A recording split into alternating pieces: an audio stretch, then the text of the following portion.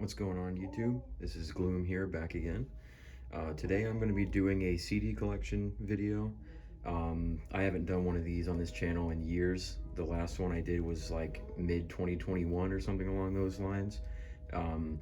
And a lot has changed since that last video. Obviously, it's been at least like 4 years since then. I have changed a lot as a person. My taste in music has changed. My collection has changed. A lot of things have changed, so I felt like I was due for an update, especially given how much more stuff I've acquired since that video.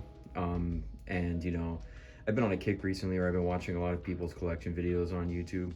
I really like the long form videos where people just kind of show their entire collections in one video. I just like watching people talk about their love and passion for music, especially since I'm the same way. I actually have tried to record this a few times. I tried to have this all in one big part a couple weeks ago when I tried, and it ended up not working. The video file size was too big for me to render it properly, so I'm gonna do it again. I'm gonna have to honestly just probably do this in multiple parts and upload them individually. I like to yap a lot, so I have too many CDs to do all this in one go without having like a super long video, so I'm gonna do it in parts, unfortunately. I'll give a little bit of background about my collection, how long I've been collecting, my taste, stuff like that, and then we'll go ahead and get into it here. Probably do like a couple letters in one part, then do a part two, a couple more, and kind of go like that. Anyways, you see here's the collection here. Got about 6 1/4 half here shells right here. Going a little bit down here. This is dusty, I need to clean that up. Yeah, I have about almost 300 CDs. I have like 287, something like that. I've been collecting since September of 2013 is when I started this collection. So I've been collecting for about 12 years now. I actually had, this is not my first CD collection I ever had. I actually had one more back when I was a teenager in high school. I had my first collection, but that one was only ever really about like 12 CDs max, and I didn't collect for very long. I ended up moving to a new state and lost my collection, so I had to start over like a year or so later, which ended up being this one. Like I said, started in September of 2013, and I've been collecting on and off since then. Had a couple years where I was buying a lot, a couple years where I slowed down, didn't really buy much at all. It's kind of fluctuated over the years, but as of recently, I've been getting back into it a lot more, considering one, I finally canceled my Spotify subscription. I had Spotify Premium for like 10 years, and there's a couple things that have started to kind of push me away from streaming. I'm not going to get into it in this video, but I'm kind of over the streaming kind of thing, and I wanted to go back to physical collecting, and then like buying music digitally if I can't buy it physically. I feel like it's just a way to collect more or connect more with music. I just feel like streaming and the whole like playlistification of music has caused music to become more like content and background noise than anything, and I just don't want to be that. I'm too passionate about music to let my music connection go that route. So I'm going back to buying music physically again. I actually got a 5-disc CD changer from Goodwill recently. I just need a good speaker setup to set it up, and I'm just gonna get that set up, which will be pretty dope. I also rip all my CDs on my computer, listen to them on there using a program.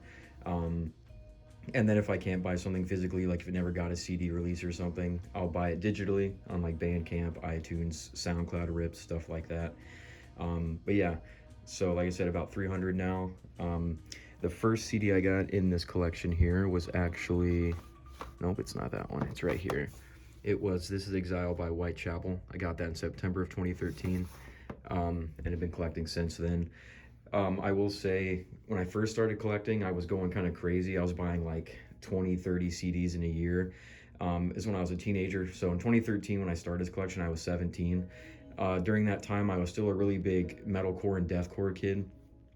Primarily deathcore, that was like my favorite genre, and nu metal, but I've liked nu metal my whole life. So my taste was really narrow back then. I was pretty close-minded with music. I really only liked deathcore and nu metal, and a couple other exceptions. That was pretty much it. I like hated everything else. Then I slowly started to get into metalcore and start to appreciate it, but metalcore, deathcore, and nu metal were like my only genres I liked for a while. So a lot of my collection is that, because I just bought a lot of CDs during that time period. But as I've gotten older, I'm almost 30 years old now. I'll be 30 in about a month. Actually a month exactly as I'm recording this. my taste has changed a lot. I've gotten a lot more open-minded with music. I've grown to appreciate a lot of different genres. So I'll pretty much at this point listen to anything as long as I like it. I still gravitate towards heavy music, you know, metal, punk, emo, stuff like that. But I've grown to really like rap music as well. But my collection, I'd say, is a little bit skewed towards my taste when I was younger, just because I bought a lot more CDs when I was younger. So my taste isn't like, or my collection isn't like fully showing of my taste nowadays. It is to an extent, because like I said, I've been starting to buy CDs again, and my taste has expanded a lot over the years. But there is still going to be a lot of core and new metal stuff like that, just because that's where I was buying most of my CDs around that era. But what I really hope to do, you know, over the years as I keep buying, is to really have my taste start to showcase more of my collection. You know, reflected a little bit more. It's starting to do so already, which is pretty cool. I think that's one of the biggest benefits of collecting music, is like to seeing your taste evolve and grow with you as you get older and stuff like that. So I think that's pretty cool. We'll get into it in a second. Just want to mention one more thing. Like I mentioned, my last couple videos I did for this were in about 2021. That's when I still lived in Florida. And I just kind of was recording, took all the CDs off my shelf and was just recording them like in stacks on my floor. I've now moved across the country. I live in Wisconsin now. Again, it's been a couple years, so I'm obviously a couple years older. My taste has changed, collection's grown a lot. So I felt like this was due to do this again here. Still recording this on my iPhone. This is not gonna be like a really like high quality video. I'm gonna edit it a little bit after, but it's gonna be pretty raw video. I hope after I get this wave of collection videos out of the way to get more like professional setup with a camera, so I can record a little bit more higher quality going forward. But this will work for now. It's an iPhone 12 camera. It's not too bad. Anyways, just one last look here. We'll go ahead and we'll get into it. I'll stop yapping here. I'll probably have a timestamp somewhere if you wanted to skip to the collection and skip the whole intro monologue kind of thing. Like I said, I tend to yap. I can't talk, Jesus. I tend to yap a lot, so this is going to probably be a little bit of a longer one, but like I said, I'm going to cut it up in parts. And I'll probably do like A through D in one part, and then, you know, keep going like that. So we'll go ahead and we'll get into it here. Just a quick look at the shelves before we go into it here. These are actually my roommate's CDs right there. These are all mine though. All right, anyways, we'll keep going. We'll get into this here, starting with the letter A. First thing we got is Gormageddon, the song The Carnage Done by the band Aborted. This is the 2009 Digipack reissue version through Listenable Records, I believe. It's got some bonus tracks on here from their EP that came out before this album, I think, or maybe after this album, I don't know. But yeah, Aborted, they're a death grind band. I believe they're French. I may be wrong, but I think they're French. Yeah, they're a death grind band. As I mentioned, I was a big deathcore kid for a long time, especially in my teenage years. I think it's natural as you get older for people who are really into deathcore to start gravitating more into like the death metal territory and stuff like that as you get older, which I did. And this was one of the bands and albums that got me into more straight up death metal. It's death grind technically, but you know what I mean. But yeah, this is an album that kind of started my journey into straight up death metal. But yeah, really good album. I need to hear more from this band because I know a couple of songs on other albums, but this is the only album I've heard all the way through. I was really drawn to this album because of actually one of the bonus tracks, Gestated Rabidity, I think is how you say it. It's one of the bonus tracks is actually from the EP. But I really liked that song. I thought the riffs were great, and that kind of got me to listen to this whole album and ended up buying it a couple years ago. But yeah, this album is fantastic. It's a digipack, which kind of sucks. I know every CD collector complains about digipacks. You see there's a kind of scratch here because not only are digipacks easily, you know, worn and stuff like that, they're easily susceptible to damage because they're just, you know, paper. And I have cats, so that's where this came from. Yeah, like I said, digipacks suck. Their jewel cases are just far superior just because of, you know, how replaceable they are. In digipacks, you can't really replace them, so if it gets fucked up, you got to buy a whole new one, which sucks. Especially also like shelfware is like just a normal thing with digipacks, but you know, it's not too bad. I don't fuck around my CDs like that. I kind of take good care of them, so outside of my cats fucking with them occasionally, they're in pretty good condition. All right, well, moving on. We're going to switch genres a lot as we go on here, just kind of be all over the place. Next we got here, Thank You Acid Souljah 2, I believe it is. Yeah, Thank You Acid Souljah 2 by Acid Souljah. This is actually a SoundCloud rapper, if you want to call it that. It's more like niche out there SoundCloud rap. As I mentioned, I really like rap music. As a particular niche or like subgenre of rap I'm really into is like the more underground, like experimental rap. Like I want to call it SoundCloud rap, but I think that's too broad of a term. I mean like cloud rap, plug music, tread music, stuff like that. So like think like Blade, Cemetery. You know, I like Bones, Suicide Boys, Reptilian Club Boys, stuff like that. So this is where this came from. Acid Souljah, he's in a group called So Evil Boys, which I think are pretty good. This is an album I got, actually got this from Acid Souljah, that's why it's autographed by him. I think he one day posted he had a couple of these left over from a show he did and was selling them autographed, so I purchased one. I actually talked to him on Instagram for a little bit when I bought it. He seemed pretty chill. But yeah, this is like that more niche out there, like underground, experimental kind of rap. Really like the song Booted Up's pretty good. Also got a song with Xavier So Based on here, which I also really like. He's one of the best like modern SoundCloud rappers in this whole era. Yeah, it's cool to have this because unfortunately a lot of these rappers in this scene don't make physicals at all. So it's just cool when they do. I wish a lot more people in this scene would actually make physical copies because I would snatch them up easily. Especially as someone like Blade, who's one of my favorite artists. You'll see up here, got Ever Since on vinyl here. I would love to have this on CD. If a lot of those artists made more CDs, I would have so many more, but luckily, you know, Acid Souljah had a CD, so I picked it up here. Pretty good stuff. It kind of reminds me of like a modern version of like Lil B almost, with some like hyper editing, stuff like that. It's pretty good stuff. All right, moving on here, we got December Underground by AFI. Iconic alternative emo album. Of course, you got Miss Murder on there, some other tracks that everyone knows. Yeah, great album. Like I said, it's iconic for a reason. Everyone knows about it. I grew up with Miss Murder, that song in particular. I heard it on Guitar Hero when I was younger, as I think a lot of people did, or if you just knew it on the radio. If you grew up in the 2000s, you definitely heard that song. But the whole album is really good. There's some great tracks on here, like Kill Caustic, Love Like Winter, The Killing Lights, 37mm, some good stuff on here. This is actually the UK bonus version, so there's some bonus tracks on there. You got Rabbits Are Roadkill and Route 37, and then the Nine Inch Nails cover on here as well. But yeah, really good stuff. I need to get more of their albums. I want to get Sing the Sorrow, that one's pretty good. And then some of their earlier like hardcore stuff is pretty good too. So I'm going to pick up more from them, but this is just the one I got right now. Just great album all throughout. Moving on here, keep going with the letter A. We got the band The Agony Scene. We have their self-titled, and then their second album, The Darkest Red. Yeah, Agony Scene, really great, like early 2000s metalcore. Think more like the At the Gates core era of things. So like All That Remains, As I Lay Dying, Killswitch Engage, that era of metalcore. This is a really underrated band from that era. They were a lot more like punk influenced, like, you know how metalcore started is like metallic hardcore. This band has a lot of that influence on there, especially because, you know, they're from that era.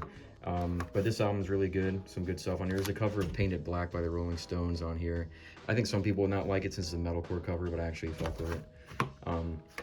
With this album, their second one, The Darkest Red, this one is fantastic. This is one of the best metalcore albums I think I've ever heard. It's really heavy. Their vocalist has like really piercing high screams, and I think it just makes it really intense. There's some heavy ass songs on here, like Suffer, Screams Turn to Silence, Procession. The song Pray is pretty big, I think, was on a video game. I don't remember what game though, like a racing game, but this album is really good. If I could recommend any album from them, it would definitely be this one. They made one other album after this, I think it's called like Get Damned or something, that I haven't heard. Then they broke up for a while, and they actually got back together in like 2018 or something like that. Made an album called Tormentor, which is actually pretty good. I might pick that up at some point.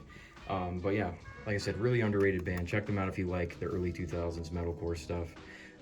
This album here apparently has a special version that has like a bonus track on it. I think it's like a Misfits cover, but I've never been able to find a physical version of it because this is something I'll probably mention a couple times throughout this video.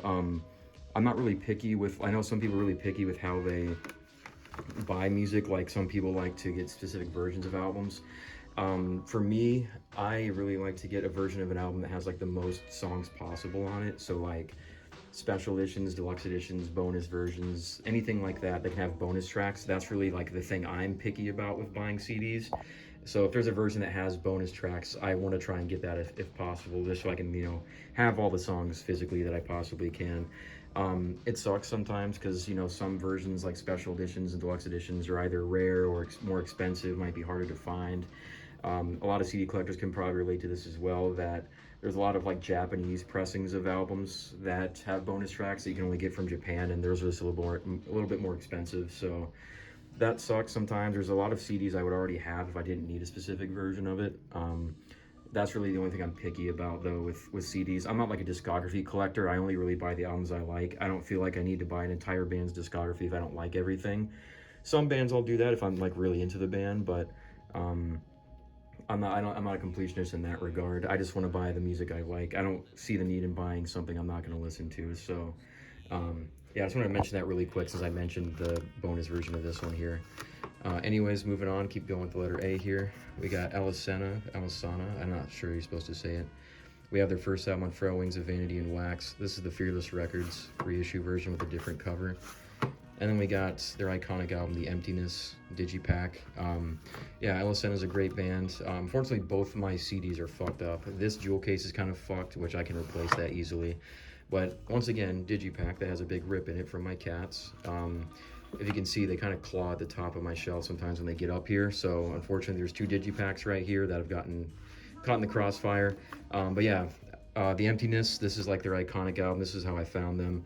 My roommate, who you might be hearing in the background, in his room, he showed me Alesana a couple years ago, back when I was still kind of iffy about clean vocals and stuff like that, but this band clicked for me.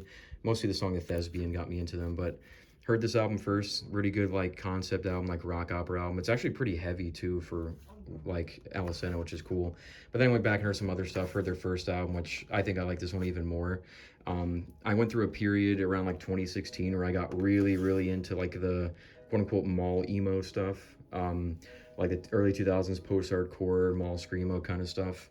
So I got really into this album, especially. Like, you got songs like Ambrosia, Dagger Speak Louder Than Words, Apology, This Conversation Is Over. There's just some great stuff on here. This is a fantastic album. These are the only 2 I actually know from them in full. I need to listen to some of their other stuff. I know they're still around. They just haven't put out an album in a while. I need to listen to the rest of their discography and pick that up. But these are the 2 I know right now, and they're both fire. So, yeah, great stuff there. All right, moving on here, we got Dirt by Alice in Chains here. What can I even say about this one? Absolutely iconic, you know. Iconic album. Like, I don't even know what I can say about this. It's a classic for a reason. It's universally acclaimed for a reason. One of the best albums of the 90s. One of the best grunge albums, period. Yeah, just some fantastic stuff on here. I've known the song Them Bones like my entire life because of Guitar Hero 2. And of course you got other songs like, you know, Rooster, Down in a Hole. So those songs are iconic as well. Yeah, Alice in Chains. I used to not really be a huge grunge guy growing up. Like, I always liked it to an extent, obviously. You know, Alice in Chains, Nirvana, Pearl Jam, stuff like that. I've always liked them to an extent, especially because growing up in the 2000s, since I was born in the late 90s, you know, I heard a lot of music on video game soundtracks, you know, Guitar Hero, Tony Hawk game, stuff like that. Those games are like very influential to my music taste. You'll hear me talk about video games I heard music from a lot throughout this video, but a lot of those games, especially like Guitar Hero, for example, was instrumental in getting me into a lot of the bands I would get into when I was older, and Alice in Chains is no exception. You know, Them Bones and Guitar Hero 2. I knew most of this album for a while, like some of the songs I already mentioned, but I actually hadn't heard the whole thing till fairly recently. This is actually one of my most recent pickups. I got this in 2026. I went to a mall with my friends, and we went to Barnes & Noble, which actually is kind of underrated for CD collecting, because, you know, places like FYE, unfortunately, are kind of not what they used to be. So if you ever see one in a mall, if they even have a CD selection still, it's pretty weak. But Barnes & Noble kind of impressed me. There was a lot of CDs when I went to this mall in Wisconsin, in Milwaukee, that I think it was Mayfair Mall, that had a lot of CDs. I got a couple on this trip. I think I got like 3, maybe 4 CDs in that one trip. So this is one of them. But I finally heard this album in full once I got it, and my God, this whole album is just fantastic. Like I said, I already knew a decent amount of the songs and already knew this was great, but now I really understand why this album is so universally loved, because this is just great stuff front to back, like damn near a 10 out of 10 album. Alice in Chains might be my favorite grunge band so far, just because they're honestly like borderline heavy metal. Like, they're one of the heavier of the grunge bands for sure. So I need to get some of their other albums. Obviously, I know a lot of the other stuff. I actually don't even mind the stuff after Lane Staley's passing, some of their newer stuff. I actually don't mind it. The album The Devil Put Dinosaurs Here, that has like Stone and Hollow on it. Those are good songs. So I definitely need to get some more Alice in Chains. It's just the only one I got so far. All right, keep it going here. Back to some early 2000s metalcore. We got Fall of Ideals by All That Remains. Classic early 2000s metalcore album here. Everyone probably knows this if you're into this scene, but I once again will mention Guitar Hero. I found this band because of the song 6 and Guitar Hero 2 when I was a kid. Thought that song was great. Ended up listening to some of their other stuff like This Calling. I used to watch the music video for that song a lot, but those were the only 2 songs I knew for a while. Then I ended up in like 2015 or something hearing this full album. I was like, damn, this is pretty good, and ended up picking it up. Songs like Become the Catalyst, The Weak Will are actually pretty heavy for a metalcore album. It's like borderline mellow death in some parts. But yeah, this is iconic album, the iconic metalcore album for a reason. Need to get some more of their older stuff for sure. I've heard a little bit of it. That's pretty good. Their new stuff's kind of from what I've heard. It's not great, but their early output's pretty good, so I'll probably get some more of it at some point. All right, keeping up the trend here, kind of actually 3 in a row where we're going to mention Guitar Hero 2. We got Among the Living by Anthrax, iconic thrash metal album. The song Indians was in Guitar Hero, I believe it's Guitar Hero 2, if not Guitar Hero 3. Knew that song growing up. Honestly, I used to not really be a thrash metal guy. I used to kind of blindly hate thrash metal when I was younger. I would write it off as being like dad metal, like old people music, which is kind of stupid because like I played it in Guitar Hero and like I enjoyed it. I just wrote it off blindly. But it's actually only within the last maybe 2 years I actually started to appreciate thrash metal more. And this is one of the big reasons why is this album, because this album is just phenomenal. Like, I did not expect a thrash metal album to go this hard and to be this heavy. I know it's heavy, quote unquote, not in, you know, compared to something like death metal and stuff, but heaviness is more than one thing. It's not a one-dimensional quality for music, but this is like some heavy-ass thrash metal. Among the Living, Caught in a Mosh, just great songs. Skeleton in the Closet, of course, Indians, like I said. Just back-to-back, like, fantastic album. This album got me to really appreciate thrash metal. I've listened to this album like crazy. Also, crazy to think about, I've always heard that Anthrax is like one of the lesser loved of the big 4 of thrash metal, which is kind of crazy because honestly, from what I've heard so far, this actually might be my favorite. I don't know if it's because they got a lot more of like a punk influence and I really like punk music, but Anthrax so far have been impressed me the most out of the 4 thrash metal bands. I still need to hear a lot more from all 4 of them, but this is probably the best album out of any of the thrash metal albums I've heard from those 4 bands. Of course, I'm mentioning, you know, Metallica, Megadeth, and Slayer if you're not aware what the big 4 of thrash are, but yeah, this album is fantastic. Like, I definitely want to get more Anthrax. I want to get Spreading the Disease next probably because that one's pretty good. But this album is great. There's a deluxe version of this album that has like 1 extra song and some demos and stuff like that. But it's like $40 something, and I'm really only be paying for 1 extra track because I don't care about demos and live tracks that much. I can take it or leave those for extra tracks. But so if I bought that version, I'd be paying for 1 new song. And I didn't really feel like doing it right now, so the standard edition will do. But I probably will upgrade to that deluxe one at some point. Yeah, just great thrash album. This is fantastic. So listen to this if you're not really into thrash music or want to give it more of a chance. This is like one of the best thrash metal albums I've heard so far. All right, keeping it going here, we got The Black by Asking Alexandria. Might be a little strange that this is the one Asking Alexandria album I have, and it's the one without Danny on it. Of course, this is the one that had, do you say it, is it pronounced Dennis? I know he's like European, so I don't know if it's Dennis or Denis or something like that, but yeah, it's the one album they did with him on vocals. Asking Alexandria are all right. I do like some of their songs. Obviously, I know a lot of the big ones, and I know they're like iconic for that like third wave metalcore, like the Crabcore, Rise Records core kind of stuff. And I do like it. It's just, this was the only like full album from them I ever really got into, mostly because the Dennis, whatever you call him, I really like his screaming vocals. I like how he layered a lot of highs and lows at the same time. I always love when bands did that. So songs like Let It Sleep and The Black kind of drew my attention, and I ended up picking this album up. It's just the only one I've heard in full. Of course, he left after this album, and Danny came back and became more like octane core, like radio rock, which is not a bad thing. I actually like some of that stuff. I just haven't heard their take on it. Yeah, this album's pretty good. The heavier tracks are definitely the standouts. There's some more average songs on here that are clearly like made to be like singles or like to play on the radio. I do actually, I don't mind the all octane core stuff, like radio rock stuff. I know a lot of people hate on it. As someone who grew up listening to new metal and alternative metal, I don't mind it. It's just got to be done right. And this is not bad when they do it. It's just, I've heard better. So I really only go back to this for like the heavier stuff.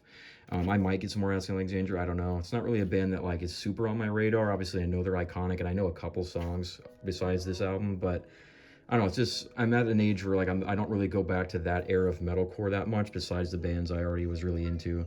But yeah, it's a good album. I like the album cover too. Probably hear my roommate, by the way. They're watching like a Counter-Strike tournament or something, so I'm sorry for the background noise. Anyways, moving on here, we're gonna finish up the letter A real quick. We have a really underrated band. We have the Autumn Offering with Cast of Shadow. We have Requiem. And then we have their final album, self-titled. These are the 3 albums they did with their second vocalist, Matt McChesney, on vocals. Really, really underrated metalcore band from the early 2000s. This is also in that, like, at the gates core, like, second wave metalcore era. But this band is super underrated. They unfortunately never really got that big, I think mostly because they are on Victory Records, and that label kind of is notorious for some of the shit they did with some of their artists and the promotion, stuff like that. Famously, like A Day to Remember, I think, was one of the big ones. But this band got caught up in that, unfortunately, and just didn't really get the promotion I think they deserved. This band is from Daytona, which is cool. I grew up right outside of Daytona, so they kind of drew, that was just, you know, a little bonus aspect of it. But they had 2 albums with their original vocalists that I think is kind of it's whatever. I haven't heard them in a while, so maybe I'll like them nowadays, but back then I wasn't a big fan. However, the albums with this vocalist, Matt, are just incredible, like really good stuff. There's actually a funny story about how I got into this band. It was about like 2010, maybe 2011. I still lived in Kentucky where I was born. I was at the mall and I was at Hot Topic, as you would do when you're a teenager in the 2010s. And they were playing music on the radio from this album in Hot Topic.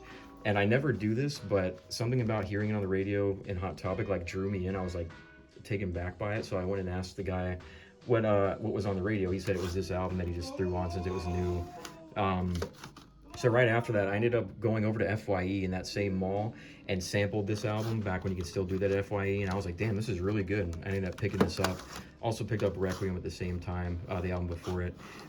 So I had these 2 albums in that previous collection I mentioned when I was a teenager. So I ended up rebuying this. I've rebought most of the stuff I had in my old collection. These are 2 of the albums I had back then. But yeah, these 2 albums like blew me away when I was a teenager, especially this one. This is their last album, and this is their heaviest by far. They got into a more like mellow death, even a little bit of deathcore at some points, but it's just really, really heavy melodic death metal, metalcore, kind of like think like Trivium, In Flames, kind of stuff like that. Just really heavy stuff. This album is really underrated. And then the album before it, Requiem, it's a little bit more straight up metalcore. Like it's not as heavy as their self-titled, but this one's also really damn good. Just really, really good metalcore album from the early 2000s. Like great choruses, some great riffs. And I knew these 2 for the longest time. These are the only 2 I knew. I didn't even realize this guy had another album with him until like years later I found out about Cast of Shadow and ended up getting this one as well because it's, again, just a great album. This is also more like mellow death a little bit, more like heavier. But yeah, really underrated band. Check them out if you haven't heard them, especially these 2 albums. These are fantastic. Some of like my favorite core albums of all time. I've loved these albums for like over 15 years at this point. But yeah, just great stuff. Unfortunately, I used to be friends with the vocalist of these albums on Facebook for a while, and I talked to him a few times. He ended up, I believe, in like, this had to be like 2014 or something.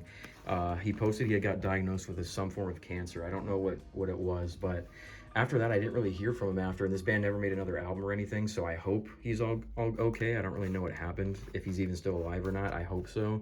But if, you know, I hope he's all right, because he was a great vocalist. Seemed like a cool dude when I talked to him as well.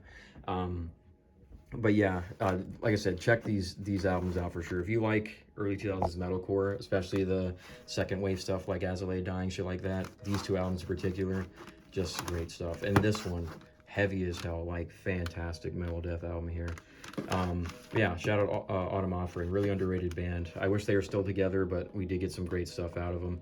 And I hope, like I said, hope Matt Machessy's doing all right. I have no idea what happened to him. Fun fact too, the vocalist, or sorry, the guitarist on these albums, I believe his name's Tommy Church.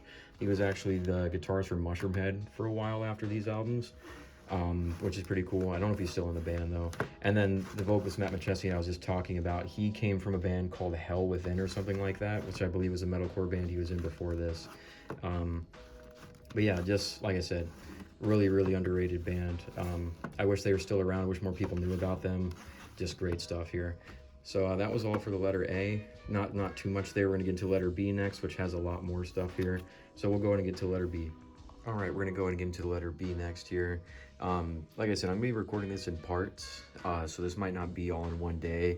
Might be over the next couple days, so you might see some lighting changes, background noise in and out, you know. I'll probably put some music or something in the background to kind of dull out the background noise a little bit, but I have pets, so you might hear them. I got a roommate who's currently playing Counter-Strike. You'll probably hear him at some points as well. So I'll try and, you know, kind of dilute it a little bit with background noise, but again, hopefully the background noise isn't too awful, or the lighting, because like I said, you might see it change up a little bit. But we're gonna go and get to the letter B next. We just went through the letter A a couple minutes ago. I stopped recording, so I'm doing this part in the same day. It's just I stopped for a minute. Anyways, we're going to letter B, which I have a lot more of than letter A, so we'll go ahead and get into the B. So here, some cool stuff in here as well. A lot of genres in here. So letter B here, we got next. We have the album Beacons, or sorry, we have the artist Beacons, the album Dead Thoughts. This is a pretty underrated down-tempo deathcore band, I guess you would like to call it. So it's a heavier deathcore. This is from that like chugcore era. If anyone who's into deathcore remembers that era of deathcore, and chugcore was like a promotion label company that they had a lot more like underground deathcore. They had like down-tempo deathcore. They had some hardcore, some metalcore. I was really into that era of the scene for a while because there's a lot of underrated bands on there. I have a couple more we'll talk about later, but there's a lot of stuff from that whole chugcore era of metalcore and deathcore and hardcore. This was a band from that era. They're a deathcore band from Tampa, which is pretty cool because, like I said, I grew up in Florida, so that's pretty dope. But this is a really underrated deathcore band. They're not together anymore. They only put out like one EP and 2 albums before they broke up, which is unfortunate, but this album is really good. A really, really good deathcore album. I always like the cover. But like I said, they're more down-tempo deathcore, so a lot heavier, more down-tuned, slower stuff, but it's still really heavy. I think the vocals of this band was really unique. I think he moved on to another band. I just don't know what they're called. And then the guitarist ended up in Body Snatcher, I believe. But I've known this album for a long time. This came out in 2014. I actually just got it last year.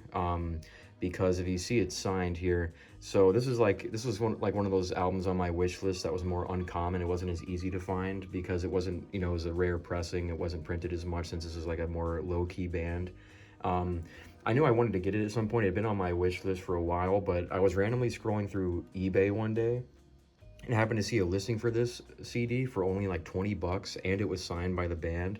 So I was like, oh, damn, that's a great deal. So I had to end up snatching it up, finally added it to the collection, which is pretty sick. So shout out that eBay seller for good price for a signed CD here. But like I said, got it for about $20. I've known this album for a long time. Really underrated deathcore. A lot of deathcore isn't known for its lyrical content, but the lyrics on here are actually pretty good. Some like more like substantive, like heartfelt songs, especially like the song Mourning, which is a really sad song about like mourning a loved one. There's some also like really heavy songs like FSH, Outcast, Force Fed, Dead Thoughts. There's just some good songs on here. Really underrated band. They're not together anymore, but they were great. I still want to get their other album and their EP, which are both also kind of a little bit more on the expensive side, a little bit less common since this was not a big band by any means, but glad I have this one. This is my favorite from them, so I'm glad to have it.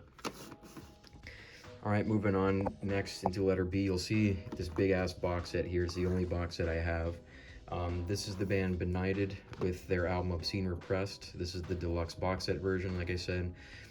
Similar to Aborted that I went through earlier. They're another death grind band that I'm into. I can't remember. One of those two bands is French. I don't know which one of the two. Maybe both of them. I don't know. But Benighted is, I mean, they're good friends with Aborted. They both collab a lot with each other. So that's how I found Benighted. Really great death grind album. I only know this album and the one before it, Necro Breed, whatever it's called. which I also want to get the box set for that one, since that's the one that's got extra tracks on it. I just haven't got it yet, but I got this one. This is the deluxe version. It's got some bonus songs on here. One of the bonus tracks is actually a Slipknot cover, and it's one of the songs that's like not really covered by Slipknot very often. If you see cover songs from them, it's a cover of Get This, which is pretty cool. But yeah, Benighted, like I said, death grind band. I think they might be French. I could be wrong. They might be Belgian or something like that. But yeah, really, really good album. This is the only album I have from current. Like I said, I still want to get Necrobreed, or Necrobleed, whatever it's called. But this is a good one. I'm going to try and open this and show you what's in here, since it's a box set. It comes with a couple things. But it's the only box that I have. I might have to put my phone down for a second to take it out. But you got the box set here. So this is the deluxe version of the album. And then here's the actual CD itself, the deluxe version digipack here. And then within here, see if I can get this out real quick. You have this like patch here. This is still in the box, I don't have a battle vest or anything, so it just kept it in the box. This also came with a wall flag, which I have currently up here, right there. Pretty dope wall flag there. But yeah, really good death grind album. What I want to show you really quickly is it's really funny. So this band does a lot of pig squeals, and if you open up this CD all the way, it actually does a pig squeal when you open it. I'm not lying. So check this out. Yeah, that's pretty cool. I know there's some like mechanism in there that causes it, but I just thought that was funny. I've never seen a band do that before, but it's pretty cool. This band, or this album, by the way, has a song with the vocals of Hatebreed, which is really pretty cool. So yeah, really good album. Really good band in general, so check them out if you haven't heard of them. I'm gonna have to put my phone down to put this stuff back, but yeah, great stuff. All right, so I had to put my phone down for a second to get the box set put away there, but yeah, pretty cool stuff. Like I said, the only box set I have, it's kind of stands out a lot because how big it is, but when I get the other album I mentioned, it'll be right here, so it'll also be a big little chunk there. But yeah, like I said, only box set I have. It's pretty cool though. It comes with, you know, all that stuff I showed, plus that wall flag over there. But yeah, good band. I know a couple of their albums. I'm probably gonna get more at some point, like I mentioned, but that's the only one I got right now. Because like I said, I can't remember if it's Necrobleed or Necrobreed, but that one's got a box set that I want as well, since it's got extra tracks and stuff. I just haven't picked it up yet. Anyways, moving on here, we're gonna go to like a really low-key band next. We have the band Bird Law. This is their Disintegration Blues EP. And then we have this Aroma of Misery single here. Like I said, Bird Law. So they're a more underground, like metalcore, mathcore-ish band. They kind of remind me of like the OG metalcore stuff, like more like Converge, stuff like that. So the first wave metalcore. This is actually a more local band from around the area I'm in. Like I said, I live in Milwaukee. So the story behind these two is that ever since I moved up to Milwaukee, and I've been here for about 3 or 4 years now, when I was younger and I lived in Florida and then Kentucky where I was born, I didn't really go to many concerts or live shows growing up. Only went to a couple, but ever since I moved up here, I've been to a lot. Like I've been to at least like 30 or 40 shows since I've lived up here. The main two places I've seen a lot of shows at are the Rave, which of course, if you live in Milwaukee or Wisconsin, you know about the Rave Eagles Club. I've seen a lot of shows there, which we'll talk about as I get to some of those bands. But another venue I go to a lot is a place called the X-Ray Arcade. It's actually not that far from my house, like only like 10 minutes up the street. So I've been in the X-Ray Arcade a fuck ton, like at least like 30 times. I go there because they do a lot of metal shows, especially like more local bands, more low-key stuff. So I've seen a lot of bands from there. This is one of those bands. I actually saw this show. This was maybe like middle of last year, 2025. I went to this show with my roommate, who you might hear in the background a couple times. So I went there because I wanted to see the band Blind Equation, which is right here. We'll get to them later. But it was Blind Equation, and then this band Bird Law was on there. I think they might have been the headliner. Another band called Val was on there. And then I believe also, I think a band called Snag was there, which I've seen like 3 times. They're pretty good. I don't have any physicals from them, but I do have a shirt from them. But yeah, this was one of the bands on that set list. I hadn't heard of them before this show, but I was really impressed when I saw them live. Like, they were heavy as fuck. Like I said, it reminds me more of like Converge style, like older, like mathcore-y kind of metalcore. But they were really heavy and like really impressive. I actually didn't pick these up myself. It was after the show, my roommate, who's my best friend, we go to shows a lot together. He was going to the merch table to get a shirt, and I think he had like $5 left over, and the CDs were $5, so he ended up picking both of these up for me since, you know, I collect CDs and he's aware of that. So yeah, he ended up getting me their EP, Disintegration Blues, which is pretty damn heavy. It's pretty good. And then this Aroma of Misery single here. It's only got 3 songs on the back, but there's like 8 tracks on here. There's some songs from a split they did with a band called Val that was also playing at this show that are on here. It's just not listed on the back. But this is like a single. It's just like a cardboard sleeve and a little slip case thing here. Yeah, like I said, Bird Law, really underrated band. Check them out if you like that more old school like Converge style metalcore. Really heavy stuff. I think they're from Milwaukee. I don't know if they might be. There's a lot of bands that come to the X-Ray that are from like, you know, Chicago, Madison, other places like that. So they're around here somewhere. I just don't know if it's Milwaukee or not. But yeah, really underrated, pretty underground local band from this area, but they're heavy. So check them out. Really good stuff, especially this EP. I think their name, I'm pretty sure it's a reference to It's Always Sunny in Philadelphia too, which is pretty cool. But yeah, great stuff here. I wanna see them again because they were really good live. Anyways, moving on here, switching up genres, we got completely other side of the spectrum. We have Lifestyles of the Poor and Dangerous by Big L. Classic 90s New York hip-hop. Honestly, one of my favorite hip-hop albums of all time. Just phenomenal 90s New York hip-hop. This was when, so as I mentioned earlier, I used to be really close-minded with genres, and I hated on a lot of music. It took me a while to come around to rap music, which is strange because when I was like a little kid, you know, when I was really young, I liked everything, including hip-hop. But as I got older and started to listen to music like actively, I was in this whole like fuck rap scene where I was like, I don't know, it was really stupid of me, but I started to get out of it around like 2014, 2015 as I got older to like, you know, 17, 18 years old. I started to appreciate rap more, which we'll get into more later, some of the other artists, but a specific genre of rap I was really starting to get into was like the early like 90s New York East Coast hip hop, and this album is like one of the ones that definitely got me on board. Like I said, this is definitely one of my favorite hip hop albums of all time, one of the best albums from that era for sure. Big L was like ahead of his time. If he was still alive today, he'd definitely be considered like in the GOAT conversation for sure. Unfortunately, if you don't know, he was unfortunately killed not too long after this album came out. So this is the only album that ever came out when he was actually alive. He was working on his second one, which was almost done, but he got killed, unfortunately, like I said. And that album still came out, like I think it was almost done. I might get that at some point because it was pretty much done and there's some good stuff on there, but then they ended up putting up, I don't know if it was his label or his family or something, put out like a couple of posthumous albums, which I'm kind of iffy on that. I won't get too much into it, but the whole thing with posthumous albums is a little, it's a gray area for me. But this was the one he put out while he was alive, and it's fucking fantastic. Like I said, just masterpiece of a hip-hop album. Very influential to the horrorcore genre as well, like one of the first horrorcore albums of all time. It talks about a lot of dark lyrics and imagery, like some like borderline like satanic stuff too, which is crazy for its time. But yeah, like I said, this is just one of the best rap albums I've ever heard. Phenomenal front to back. Some good features, some great beats. Jay-Z's on here on one of the tracks, a couple other like low-key rappers from that era too. But man, this album is just phenomenal. Like I said, I'll stop gushing about it because I'm just gonna keep repeating myself, but this album is just so goddamn good. R.I.P. Big L, one of the GOATs for sure. All right, moving on, we're gonna get back to metal territory with one of the most iconic albums of all time, probably the iconic metal album. We got Paranoid by Black Sabbath, of course. This is the 2016 Digipack remaster. Don't really know what to say about this because, I mean, it's Paranoid by Black Sabbath. Like, what am I really supposed to say about this that hasn't already been said? You know, one of the greatest metal albums of all time, like damn near a must-have in your collection if you're into metal.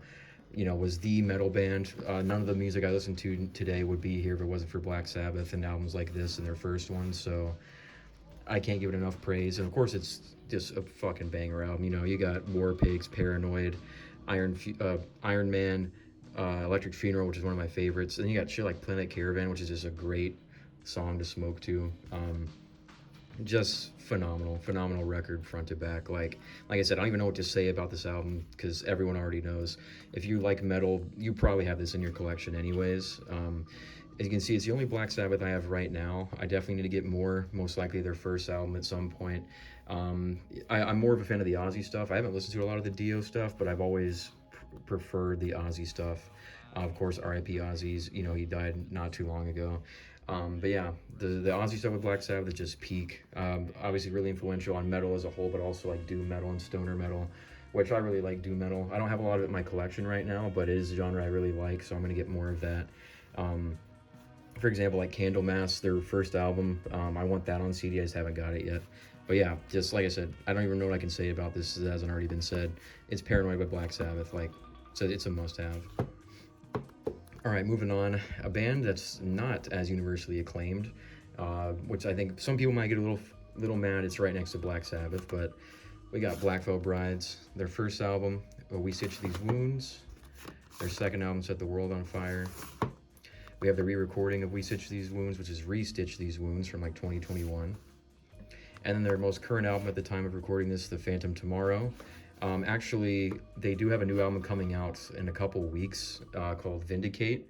That's actually like been really impressing me, honestly. We'll get more into this band in a second, but the singles that have been coming out from Vindicate are honestly like some of the best music I've heard this year, which is crazy to say about Black Veil Brides of all bands, but they're finally going back to being heavier, like probably the heaviest stuff they've ever done, actually, because like this first album was a lot more metalcore, but they abandoned that sound really early on. Became more like traditional heavy metal, some glam metal-ish kind of sound. But this new album that's probably come out, they're like heavier than they've ever been, a lot more into the metalcore era again, a lot more screaming and breakdowns and stuff like that. And it's honestly been really impressive. Every song they put out for that album so far have been really good, so I'm almost certainly gonna pick that one up. It comes out in like a week or two. I'll probably pick up a CD bundle with a shirt or something like that, because it's honestly just been really impressing me, which I was surprised. I did not expect to like it as much as I have so far, but it's just a great showcase so far with all the singles they have. Anyways, Black Veil Brides. I know they're a contentious band. Obviously, a lot of people don't like them. They get shit on a lot. I'm not in the same camp. I like Black Veil Brides. Obviously, I have 4 of their albums for a reason. I'm a little biased. Black Veil Brides was the first concert I ever went to in my entire life. It was in 2010 when I still lived in Kentucky, where I was born. I was born in Louisville. This band's from Cincinnati, which is right next to where I was born. I went to Cincinnati a shit ton when I was a kid. So they played a show, I think it was like right after this album came out. I saw them live with a bunch of bands that I don't really know. I think it was like Birthday Massacre and some band called like Damen or something. I don't really know those bands. It was so long, 15 years ago, 16 years ago at this point. So yeah, my memory's on a little hazy, but like I said, it was in promotion of this album that just came out. My friend Diego, who I saw that show with, shout out Diego if you're watching, he put me on this album when I was a freshman in high school. He showed me this and I was really into it for a while. I actually had this in my old collection that I mentioned earlier. Would listen to this a lot. I ended up going through a phase as I got older and became more of a deathcore kid, where I kind of started to hate on Black Veil Brides in this album and started saying it was cringe and gay and all this stuff, you know. I was following the bandwagon of hating on this band and hating on scene music and stuff like that. But it was, I remember a couple years after that, I had randomly went back and listened to this again after a long time, and I was like, the fuck was I thinking? This is still really good. Like, why am I following what everyone else is saying about this? I actually still like it. And so I kind of 180'd and went back to like, no, I still fuck with this band. Like, I don't know why I was hating on them blindly just because everyone else was, because I still like this album. So I ended up picking it back up. Still love this album to this day. And you know, that was the catalyst for me to go and check out their other stuff, because at that point I was open to listening to the other stuff. So I listened to, you know, Set the World on Fire, which is their departure from metalcore. They went into more like traditional heavy metal, like glam metal direction, if you couldn't tell from the album cover. But honestly, even this album, like, it's pretty damn good. There's some good stuff on here, like New Religion's a heavy song, Legacy is pretty good, Savior, Ritual. There's actually some good stuff on here. Some of the songs are kind of in, like Rebel Love Song, and I think like Love Isn't Always Fair, more like ballady, like slower songs. They're okay. They're not great, but they're not bad. Even songs like Fallen Angels is more like in that direction. I actually don't mind that song. That song is on the newest Guitar Hero Live, which I was playing a lot when it came out, and that also kind of got me into that song. I was like, all right, that song's not bad. But yeah, like I said, it was a huge departure from their metalcore stuff. Barely any breakdowns, like barely any screaming on here, but the riffs are still good. If anything I can say about Black Veil Brides is their guitarist is really fucking underrated. Like, he's super talented. Honestly, like, carries the band for most of this stuff. I do like Andy Biersack's vocals. He's not like the greatest vocalist in the world. He's obviously gotten a lot better over time, but he has that range that he sticks to. His screaming's not like the greatest thing ever, but I don't mind it. It's not bad. But the guitars definitely make it even better. So like I said, although this is not a metalcore album, I still actually really fuck with it. I had to pick it up. And then in 2021, they ended up re-recording their first album, which is this re-release here on Sumerian. It's kind of iffy whether or not you prefer this one over the original. I've seen a couple people say this one's overproduced, which I kind of see that. It's definitely a lot more clean and like, you know, modern metal production, but I don't know. I actually think it's pretty good. It sounds a little beefier. The songs have a little bit more punch to them, especially the guitars. So I do like this re-recording. I'm not usually a fan of re-recordings, but I do like this one. Usually if I listen to this album nowadays, I'm going to listen to the re-recording, but obviously the original is still like the nostalgic one. So it's kind of up to you which one you prefer. They're not different besides, you know, production quality is a little better, like cleaner, quote unquote. So it's up to you which one you choose. I like both, but yeah, it was cool they re-recorded it because the guitars sound a lot cleaner. Andy's a better vocalist at this point, so the vocal performances are a little bit better. So yeah, it's a cool re-recording. And then the albums after Set the World on Fire, like you have, the Wretched Ones or something like that, and then a couple others. Those albums are a little Black Veil Brides has a tendency to make some average music sometimes, especially when they lean into like the radio rock, like stadium rock kind of stuff. It's kind of a meme within Black Veil Brides is they do like I want to call it like the millennial chanting a lot, like the whoa, whoa, whoas and stuff like that. They do that on like every fucking song almost. And it is a funny, like I roll my eyes every time I hear it. They still do it, even on those new songs I was mentioning from their newest album that are really good, they're still doing that fucking millennial chant shit, which it's a little bit of an eye roller, but it works sometimes. It's not awful, but anyways, they went through a couple like mid albums, and then this one here, The Phantom Tomorrow, actually like really surprised me because this is like a more straight up rock album. It's a little bit of heavy metal, but mostly I'd say like hard rock. But I don't know, this album like honestly kind of like surprised me. Like it's a rock opera, I believe, like a concept album about the guy who's on the cover, which is a pretty sick cover, by the way. But I heard the singles back then when this album was coming out. I was like, this is actually pretty good. Like if I can give Black Veil Brides anything, despite what I was just mentioning about the millennial chants and shit like that, they actually do have a tendency to make pretty good choruses. Like songs in here like Scarlet Cross, Born Again, Torch, Fields of Bone. There's some pretty good choruses on here, and like again, the guitar work's pretty damn good. Like the guitar work's always good, but it's just a really solid rock album. I'm not gonna act like it's like, I'm trying to just adjust some things here.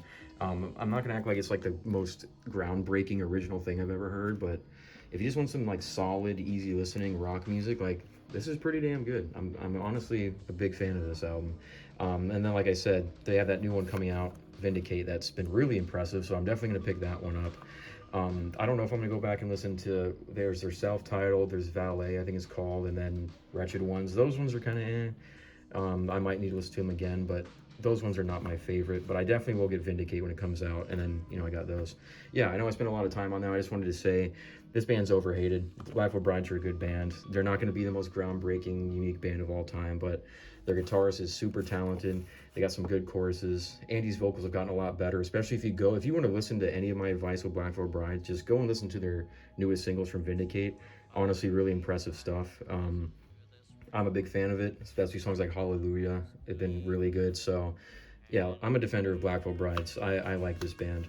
The funny thing too is like I know there's that whole scene label, and a lot of bands get labeled that, and I like a lot of the bands in that scene label. I don't think it's really derogatory of a term. I used to. Now I'm kind of a fan of a lot of those bands, but it's always strange that this band was thrown into there because of all like the scene bands, they're easily the most like actual metal of those bands. Like they're a heavy metal band, whether you like them or not. Like they're heavy metal. Like, so calling them scene doesn't really do any justice, especially when you're comparing to bands like Sleeping with Sirens and Pierce the Veil, which by the way, I like those bands, but those are like post-hardcore. They're not metal, and this is metal. So like, it's just that whole term was just very inaccurate, especially with this band. Like I know they got the look, but if you know about the backstory, it's more like influenced by like Motley Crue, if you couldn't tell by this cover.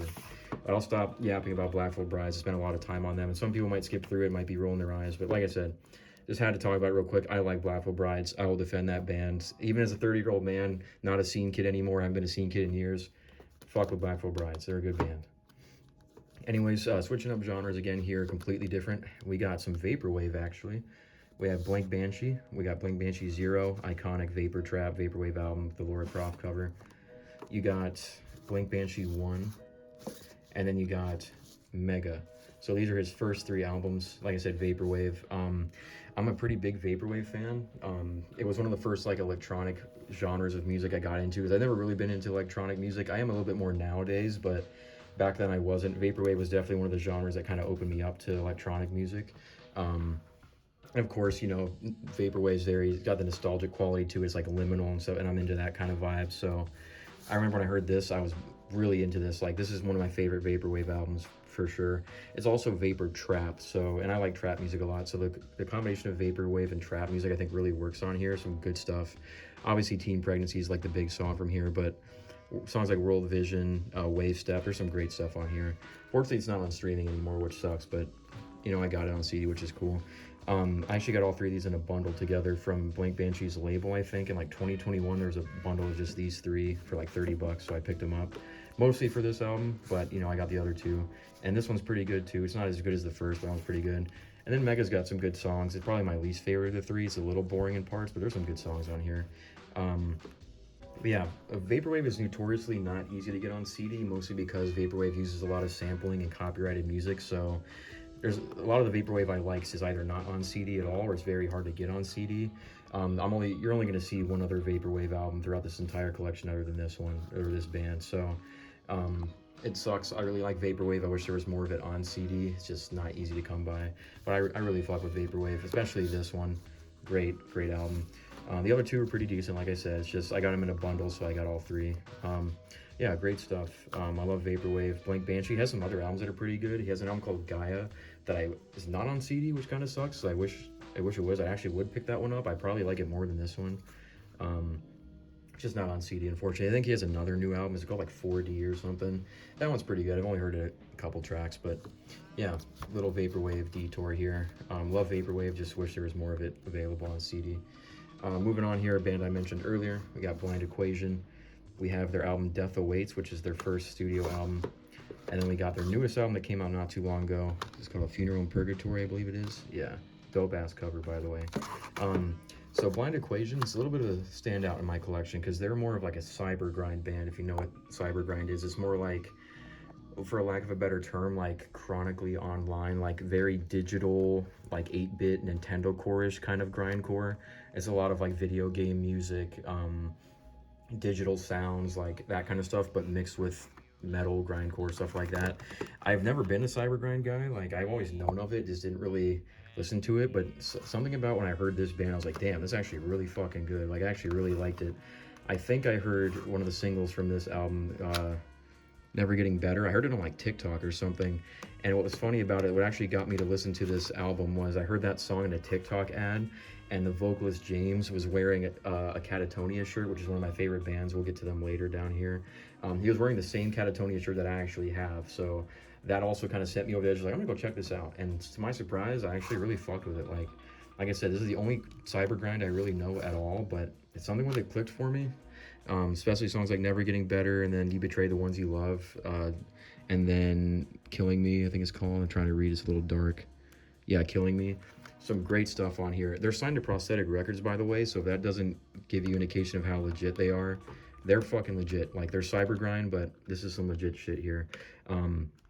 Really like this album. I saw them live, like I mentioned. I've actually seen them live twice. The first time with Bird Law that I mentioned earlier, and I saw them again recently, not too long ago with I saw them with a band called Weeping Wound, which is really good. They're like a new metalcore band. I've known them for a couple years. And then a band called Dead Awake, which I also like. We'll get to them later. But I saw Blind Equation with them recently. That was the second time I've seen Blind Equation.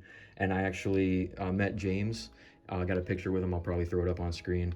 But it was a great show, great set. They're a really good band live. I've seen them twice. Probably see them again. They go to the X-Ray a lot, and I've seen them at the X-Ray twice. So shout out James if you're watching. He actually follows me on Instagram. I've talked to him a few times. He's a pretty cool dude. But yeah, this album is really good. Probably my favorite from them. And this is their new one that just came out not too long ago. Really like the album cover. I need to listen to it all the way through again. I've only heard it all the way through like once or twice, but it's damn good. It's a continuation of their like cyber grind, like Nintendo core-ish sound, but On this album, they kind of changed it up to have a lot more like black metal, like doom metal influence in there.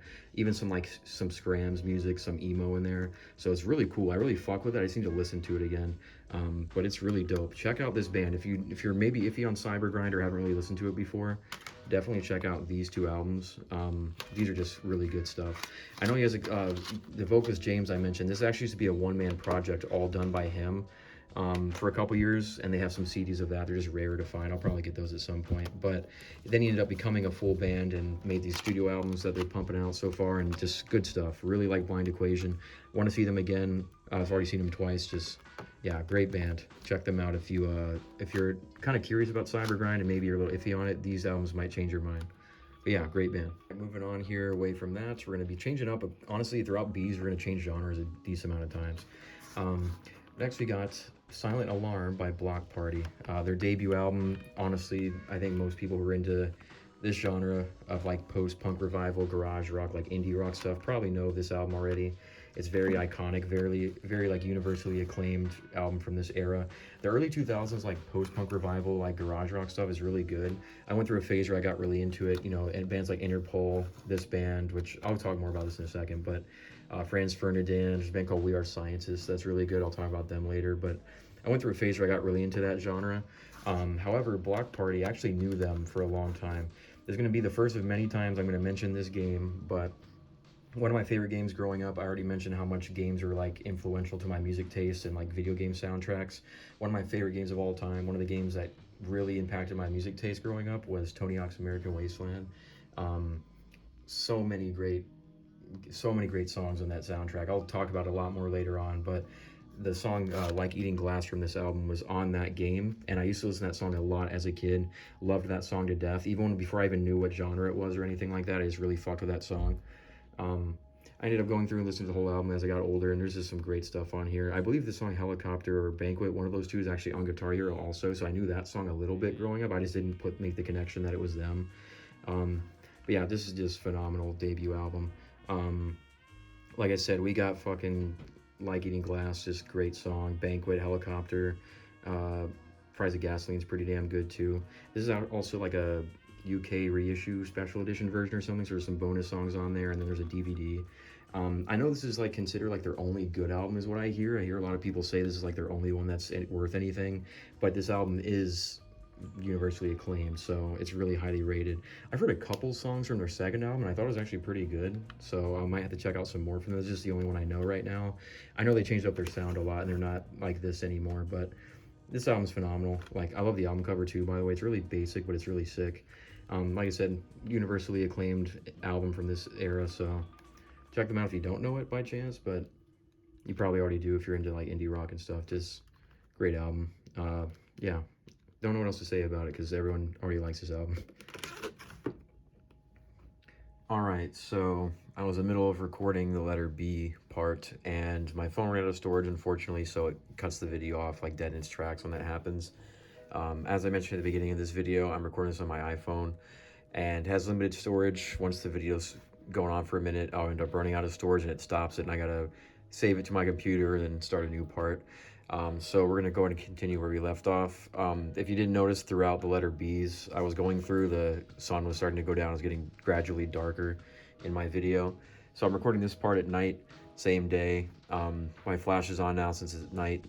I hope there's, you know, not too many problems with like the inconsistencies in the lighting, because as I mentioned, I'm gonna be recording this over probably a couple days. You know, lighting's gonna change throughout. I'm gonna try and make it as consistent as I can, but it's also not a huge deal to me. I'm recording this on my iPhone. It's already a more like amateurish raw video anyways, so I don't really care too much about the lighting changes. I just hope it's not a drastic change on your guys' end.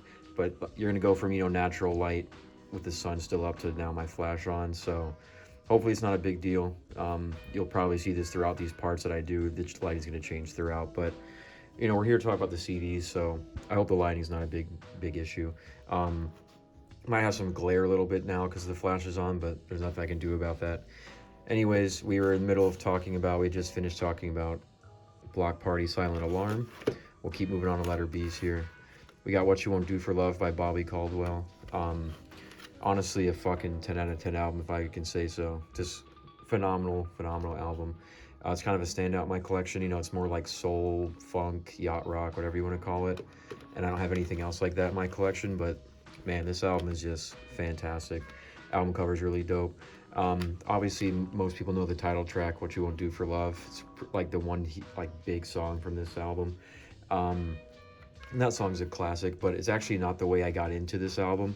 The way I actually found Bobby Caldwell and got into this album is a little bit different. So there's a YouTube series I watched a couple years ago. I think it's still up. There's a couple parts where this guy was showing songs from old video games, like specifically like the Nintendo, Sega Genesis, like that older video game era. How a lot of those songs are based on like pre-existing songs, and like some of them are like absurd, like they just straight up copy the melody, like rip them off. Like the old Doom games, their soundtrack is famously a bunch of like metal songs turned into like 8-bit.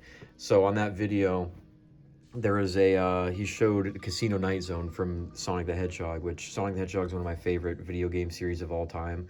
If you couldn't see this Sonic skateboard right here, Sonic is like one of my favorite things ever. I've been like a big fan of Sonic since I was a kid. And in that video I'm mentioning, there was the Casino Night Zone, the melody from that zone, which of course is like ingrained in my head, how much I played Sonic growing up, was almost identical to the song Love Won't Wait on this album. It's like the same exact melody pretty much. So I actually found this album through that instead of the title track. Of course I knew the title track, but it clicked for me with that Sonic song. I went and listened to it and was like, oh yeah, it is the same melody, but I actually really fuck with it. And I ended up listening to the whole rest of the album. I was like, damn, this is like absurdly good. Like, not just those two songs. You got Special to Me, My Flame, Take Me Back to Then. Like, this album is fantastic. Like I said, it's a little bit of a standout for me. I don't really listen to this type of music that much, but something about this album just drew me in. Bobby Caldwell, R.I.P., had a fucking great voice. All these songs are just really chill, really just like I can throw them on and listen to this whole album like at any point. It's just very easy to listen to. It's very fun to listen to. I want to get into more of his catalog because I've heard a little bit of other stuff, but this is the album that most people know. Unfortunately, he never got as big in America. It was honestly like he got big in Japan. But this album is fantastic. Like, I'm really glad I have this on CD. Wasn't like super rare, but also wasn't super common either. I think I paid like 24 or 25 bucks for this on, can't remember where I got it from, eBay or Discogs or something like that. But yeah, really glad to have this on CD. I fucking love this album so much. Great stuff. If you only know the title track, listen to the rest of the album. It's so damn good. We're going to continue with another album that's kind of a standout for me, since I don't have anything else that sounds like this in my collection. We have the album Animal Magic by Bonobo. I'm not too familiar, as I mentioned earlier, electronic music is something that's a little bit more new to me. I'm still trying to get into it, and I'm a huge genre nerd for like metal and rock and stuff, but electronic, it's not my forte when it comes to like genres. I believe this is like, it's called like down tempo, like the electronic genre down tempo. I think maybe like trip hop or something like that. But this album is fantastic. I got put onto this by my roommate Marcos when I first moved up here. Since we lived together, he played the song Shadow Tricks one time when I first moved up here. We had a bunch of our friends over, we were chilling. Thought that song sounded really good. It's just really chill, like you can almost like throw it on as like background music, but I actually like listening to it. But I heard that song, then went and listened to some of the others. Like Terrapin is an insanely good song. Like honestly, one of the best instrumental songs I've ever heard in my life. It's so vibey, like makes me sound like feel like I'm floating on a cloud or something.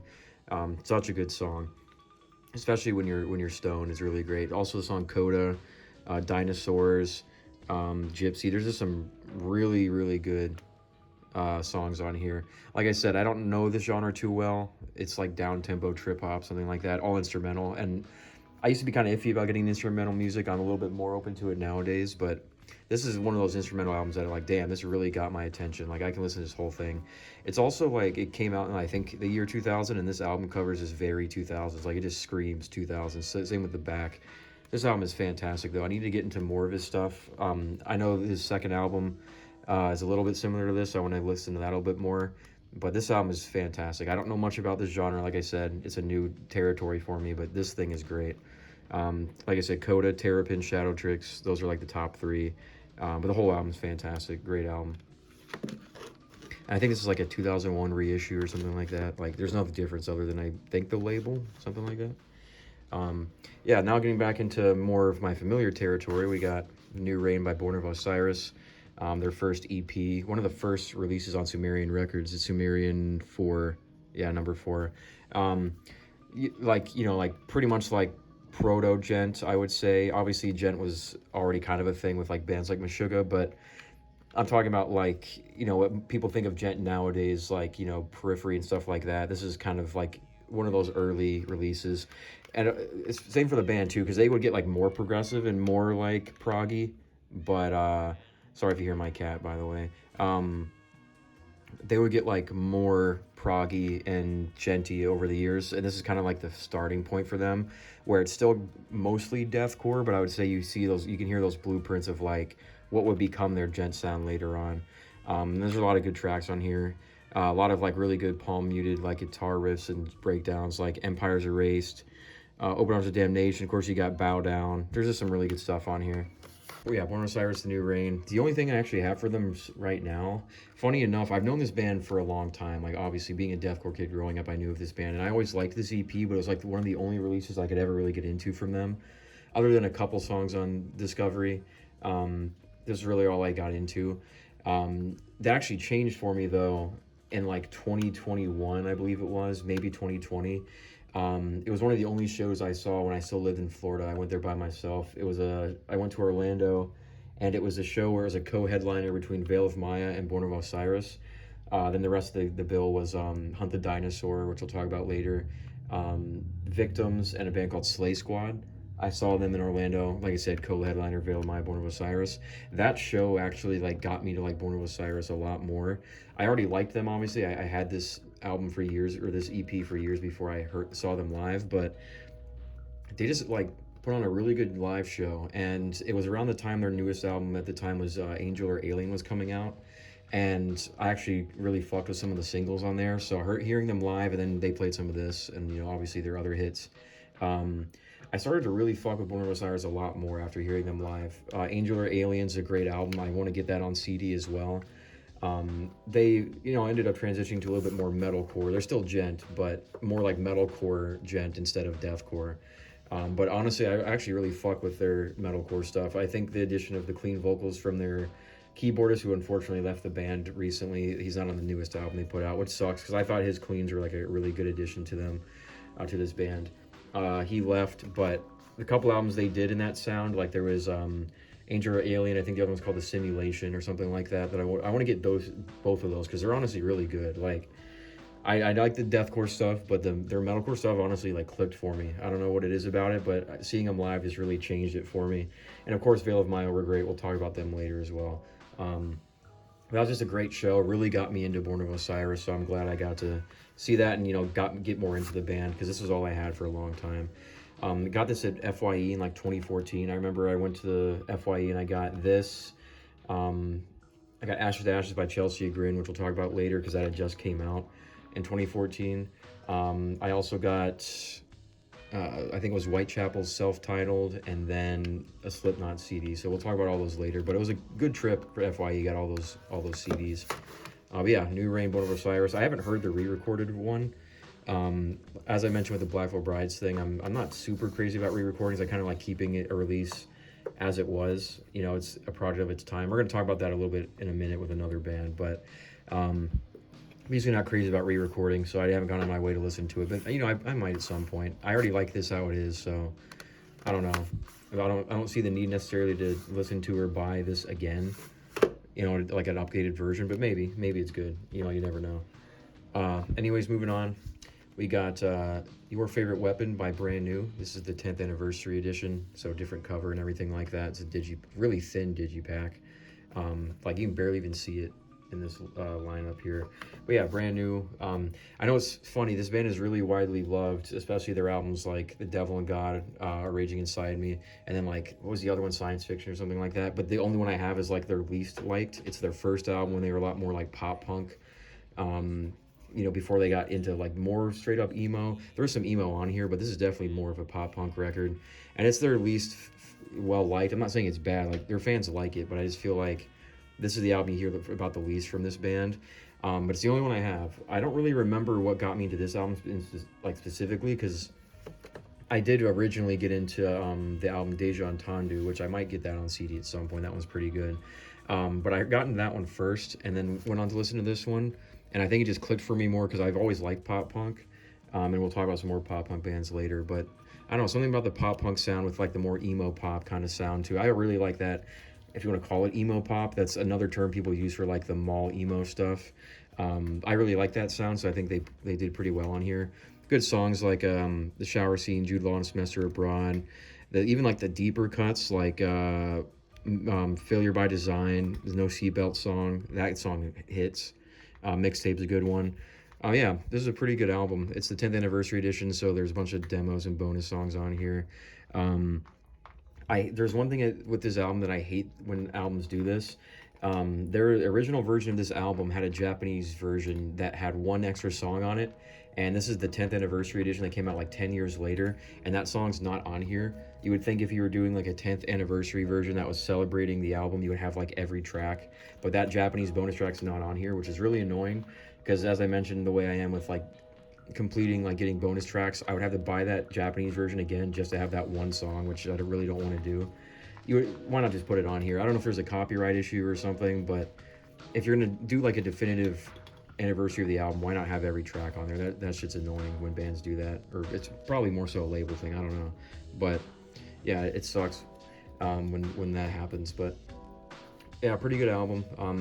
Obviously, the elephant in the room, I know, the allegations and everything with their vocalists. Not going to get into all of that right now, but it's something that's a little soured a band on me for sure, where like I got this before then, and although I like Deja Entendu and still want to get it at some point, I'm not really in a rush to it. I don't really listen to this band that much, because I do agree with separating the art from the artist to an extent. It's just, it still makes it like, harder to enjoy a band, and like even more complicated because obviously this is a whole band. It was just the vocalist that had allegations, but it's like, I don't know. I don't want to get into it, but just more so saying I acknowledge and I understand when it comes to stuff like that. So yeah, I'm not like in a rush to get the other stuff. I'll probably get Deja Entendu at some point, and I know their other albums are really well loved. I've only heard them a little bit. Brand New is like, I like them, but it's not, if I'm going to listen to emo, it's not like my first choice, so I'm not in a huge rush to get them. I know that might be blasphemy to some people because those albums are really widely praised, but I don't know, it's just a band that didn't like do that much for me. I like this album and Deja Entendu a little bit, but I don't know. I'll probably, dive in at some point. Anyways, moving on to a band I actually really like. We got Breaking Benjamin. We got their first album, Saturate. Their second album, We Are Not Alone. Or is this their third? It might be their third. I think it's their second, because I don't have Phobia. And then their newest album at the time of recording, Ember, which came out in 2018. Don't know why they haven't made a new album since then. They should get on that. But yeah, Breaking Benjamin. Honestly, love this band. As I mentioned already, I'm a huge fan of new metal and alternative metal. It's something I grew up listening to as a 90s kid. Grew up in the early 2000s. That shit was everywhere, so I was just bound to love it. And Breaking Benjamin is just no exception. I know they're considered mainstream, or like a lot of people clown on them and stuff, but I think Breaking Benjamin's a very, very consistent band. You always know really what you're going to get from them, but they do it well. Like that alternative metal, like post-grunge sound that kind of like bridges on new metal sometimes. It's just good shit. Like, I really like Breaking Benjamin. Benjamin's got a good voice. They have some good songwriting, good choruses, and we'll talk about some of the stuff in a second, but when it comes to Breaking Benjamin, for example, you have, Saturate, their first album. Honestly, this album is fantastic, like really, really good. Every song on here is fire. Wish I May, Medicate, Skin, Water, Home, Shallow Bay, Sugarcoat, which is one of the heavier ones. Like every song on here is pretty good. But what I was going to mention with them is like, this is a band that I got exposed to a lot growing up, so I was bound to like them. Like, for example, on Saturate, you got Natural Life. That song was on MX Unleashed when I was a kid. MX Unleashed is a game I played the fuck out of as a kid. It's just a motocross game. It's not even that crazy. It's just a motocross game I loved playing as a kid. It had like a free roam, like open world kind of mode where you just drive around and do shit. And that game had a really good soundtrack, a lot of new metal and alt metal and stuff on there. And Natural Life by Breaking Benjamin was on there, so I knew that song. And then on top of that, the song Polyamorous was on was it WWE Day of Reckoning, I think it was. It was one of the GameCube exclusive wrestling games. That song was on there. So those two songs I heard from video games, and I already mentioned how much the music in video games impacted my music taste. So they had that going for them already, because Polyamor is just a great song. But then you got We Are Not Alone, the song Firefly on here.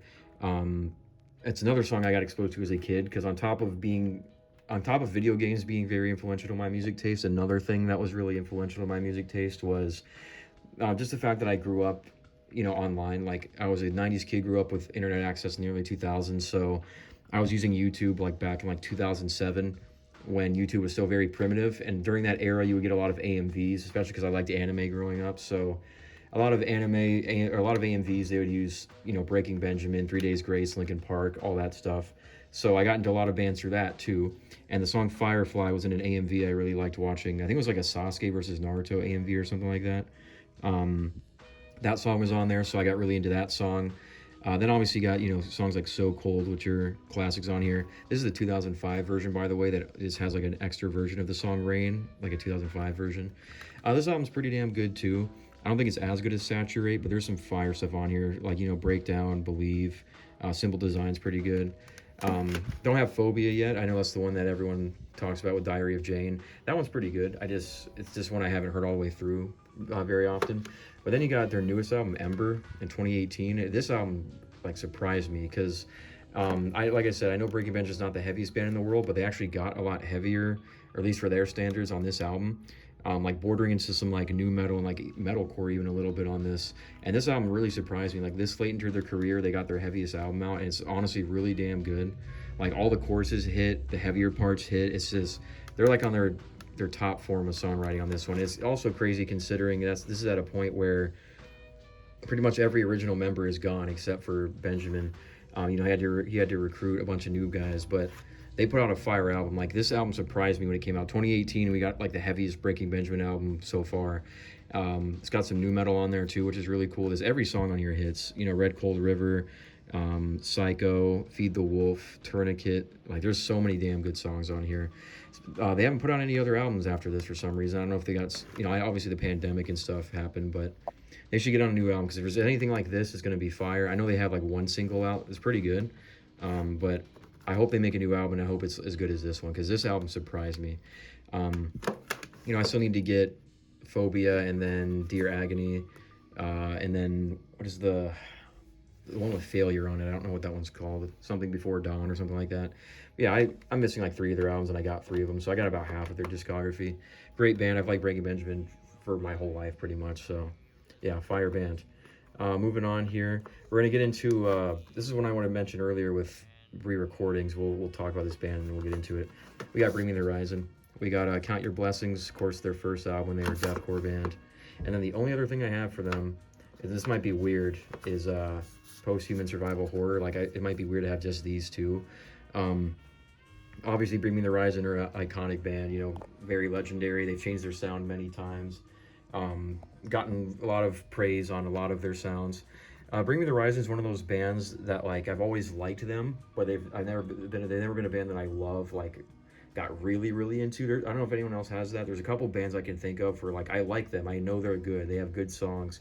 There's songs I like, but I never fully dove in. And Bring Me the Horizon is definitely one of those bands. I don't know if it's because they've changed their sound so many times or what, but I do like them. Like, I honestly do like Bring Me the Horizon.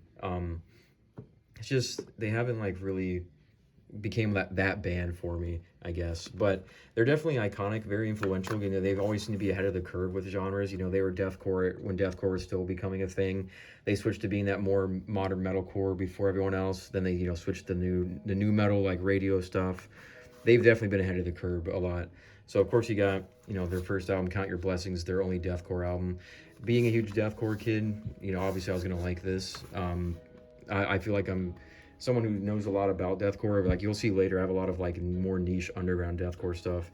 So Count Your Blessings, it is, obviously I know how influential and iconic it is, and it is a good album. I do like it. I have it for a reason. But for me, at least, when I think of like peak, like iconic deathcore albums, this is going to be in that conversation, but it's not going to be one of the first ones I think of. I'm going to think like Carnifex, Suicide Silence, Whitechapel, stuff like that.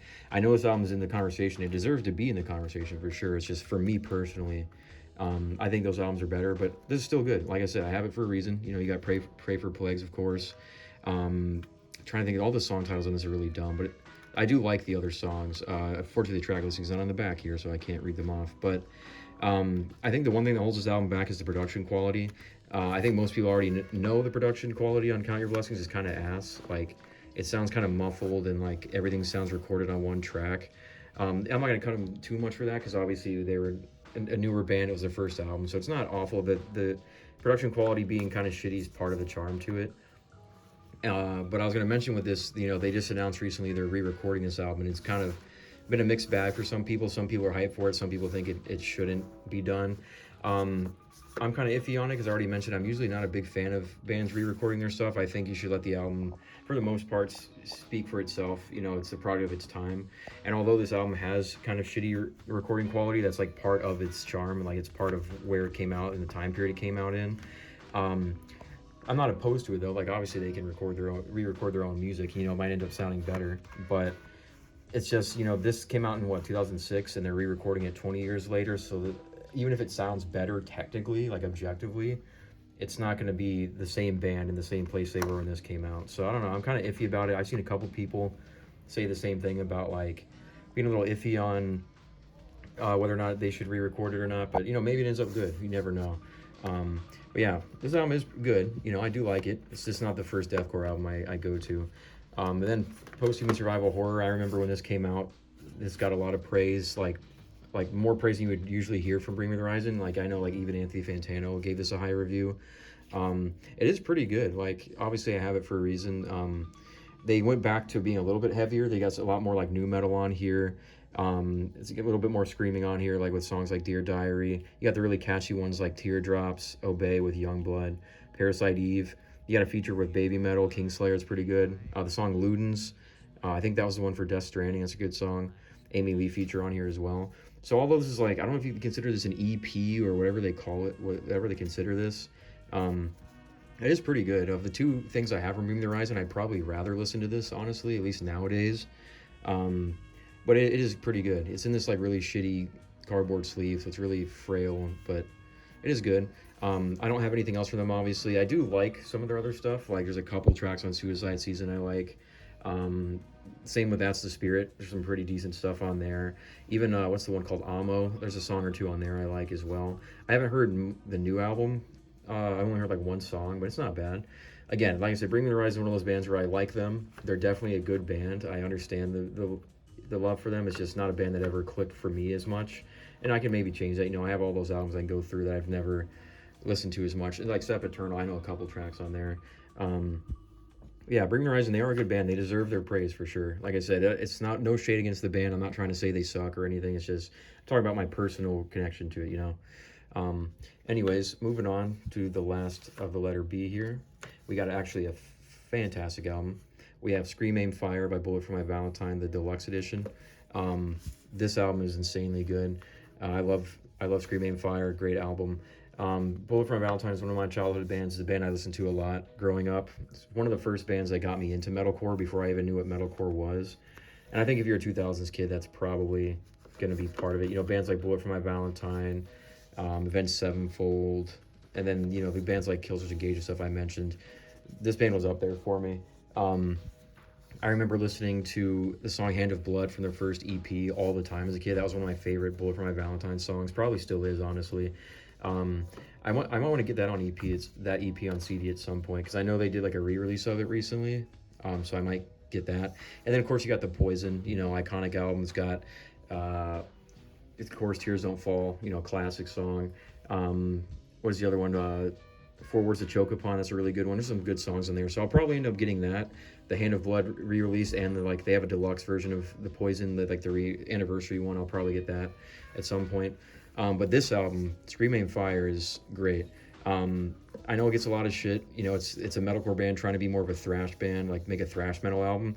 And despite everything I said about thrash earlier, even back then, I just really fucked with this album. Like, I don't think I really comprehended that it was going to be like a thrash album kind of thing, but This album just hit for me. I had this, by the way, in my old collection. I had the standard edition of this, not the deluxe that I have now, but I had the standard version of this, and I used to listen to this a lot. Of course, you got the song Scream Aim Fire, which is great. Waking the Demon, I used to listen to that song a shit ton. Like, that used to be when I used YouTube back in the day, when YouTube had a like more profile feature where it's more like a social hub. You could have like a song on your profile, and I had Waking the Demon for a while. I was like an edgy 14-year-old kid, thought that song was like the hardest song ever. But then you got like some with like the lesser known songs on here, like Eye of the Storm, Take It Out on Me, which has what's his name, the dude from Skindred on there. And then Last to Know, that's a great one. Me and my little brother played the fuck out of that song back in the day. And then like the deluxe version, you have like Ashes of the Innocent, which is like the heaviest song on the album, and it's a bonus track. That song is insane. One Good Reason Why is a good one too. It's just a really good album. Like, I know people shit on it. It's a metalcore band trying to be thrash metal, and a lot of the metal elitist gatekeepers hated it, but I really fuck with this album. This might be their best. As much as I love their metalcore stuff, this is definitely my favorite. And it's a damn good thrash album. Like, I think it deserves to be up there with bands like Anthrax I was talking about. Like, I think it's that good. This album is underrated as hell. I don't know a lot of their other stuff, you know, like Temper and stuff like that. I know they obviously got a lot softer over the years. Just haven't heard it. I do know they ended up putting out, what was it, their self-titled a couple years ago. It had a song like Knives on there. I thought that song was pretty good. They got a little bit heavier again, so I might look into that one a little bit more. But right now I just got Scream Aim Fire, which I think is their best. Like I said, I'll probably get Hand of Blood and The Poison, but this is their like standout for me for sure. I love this album. Still listen to it even to this day. Like, it's just catchy. All the choruses are just really good. Like, obviously you got the thrashy riffs, the solos. It's really fast, really intense, and I just think the choruses is like hit really hard. Great album for sure. Band gets too much shit for sure. But Look, My Valentine are a good band. All right, so that was all for the letter B. I'm probably going to start the letter C here, and because I have a lot in the letter C, mostly because I have bands I have like multiple albums in their discography in the letter C. So I'll probably start it off here and then I want to preemptively stop it before my phone runs out of storage. That way I can make it a little bit more clean when I edit it. So we'll start the letter C. We'll cut off here because I'm going to have a band that has like, I have their entire discography. So that's going to definitely take some time to walk through. So yeah, we'll start the letter C and we'll kind of go on from there. So starting the letter C, another band that people hated on back in the day. We got Capture the Crown. We have their album Till Death, their first album, the one they did with Sumerian Records. Then we got their second, Reign of Terror, which they did on Artery. They only have one other album, Lost Control, which came out like years after their second one. This band like went through this whole hiatus phase, and then they put out like a couple singles. The singles for that third album actually kind of got me hyped, like the Songs of the Lake, Dingbats, and what was the other one? Lost Control, I think. Those were actually good singles, and I was hyped for the third album, and then they just disappeared for a long time. They finally came back, put out Lost Control, and it got no physical release whatsoever. It's digital only, which kind of blows. And the album is good. Like, I do like it. I waited so long for an album that just kind of sounds like pretty much like a continuation of this one, which is not bad. We'll get into these in a sec. But as far as where the band's at nowadays, I'm pretty sure they're done. You know, at some point they changed the name to just Capture. They took the crown part off their name, and they were a band that was under the Artery Recordings label. And I've heard some iffy things about that label. I don't think they exist anymore. Even we'll talk about them a little bit later. So that's some other bands from that label. But yeah, it's unfortunate because I was really hyped for that album, and it just took so long to come out. By the time it came out, I think the wind kind of got knocked out of it a little bit, where it just didn't hit as hard. There's some good songs in there, like Lost Control is a good album, and I probably would own it on CD if I could, but it's digital only. It kind of sours it a little bit for me. You're like, oh, if I want to go listen to this album that's already just decently good, I'm going to have to listen to it streaming only, so, or, you know, buy it digitally, which kind of sucks. But with these two albums, like I said, this band was really hated back in the day, and even I used to clown on them. The song You Call That a Knife, I used to hate on that music video and clown on it. And it is like a typical metalcore, like, you know, crabcore music video and song from that day. And this band definitely was biting, like Asking Alexandria a little bit with the whole like electronicore stuff. But I'm not gonna lie, I actually really like Till Death. It's just a dumb, fun album. Like, you don't need every album to be very complex or groundbreaking. Some things you just want to have that are just fun, you know, and this album's really fun. There's actually some pretty good metalcore tracks on here. And the other thing, too, is their vocalist, Jeffrey, I actually really like him. I think he's kind of underrated. His cleans especially, I really like his clean singing. And I know his vocals, his highs get clowned on a little bit, like sounding like SpongeBob and stuff, which they are a little bit out there, but I do actually still like them. And his lows, he doesn't bust out the lows that often, but when he does, they are pretty good. But yeah, there's some good songs on here. Fork Tongued, Ladies and Gentlemen, I Give You Hell. Even You Call That a Knife. I ended up growing to like that song.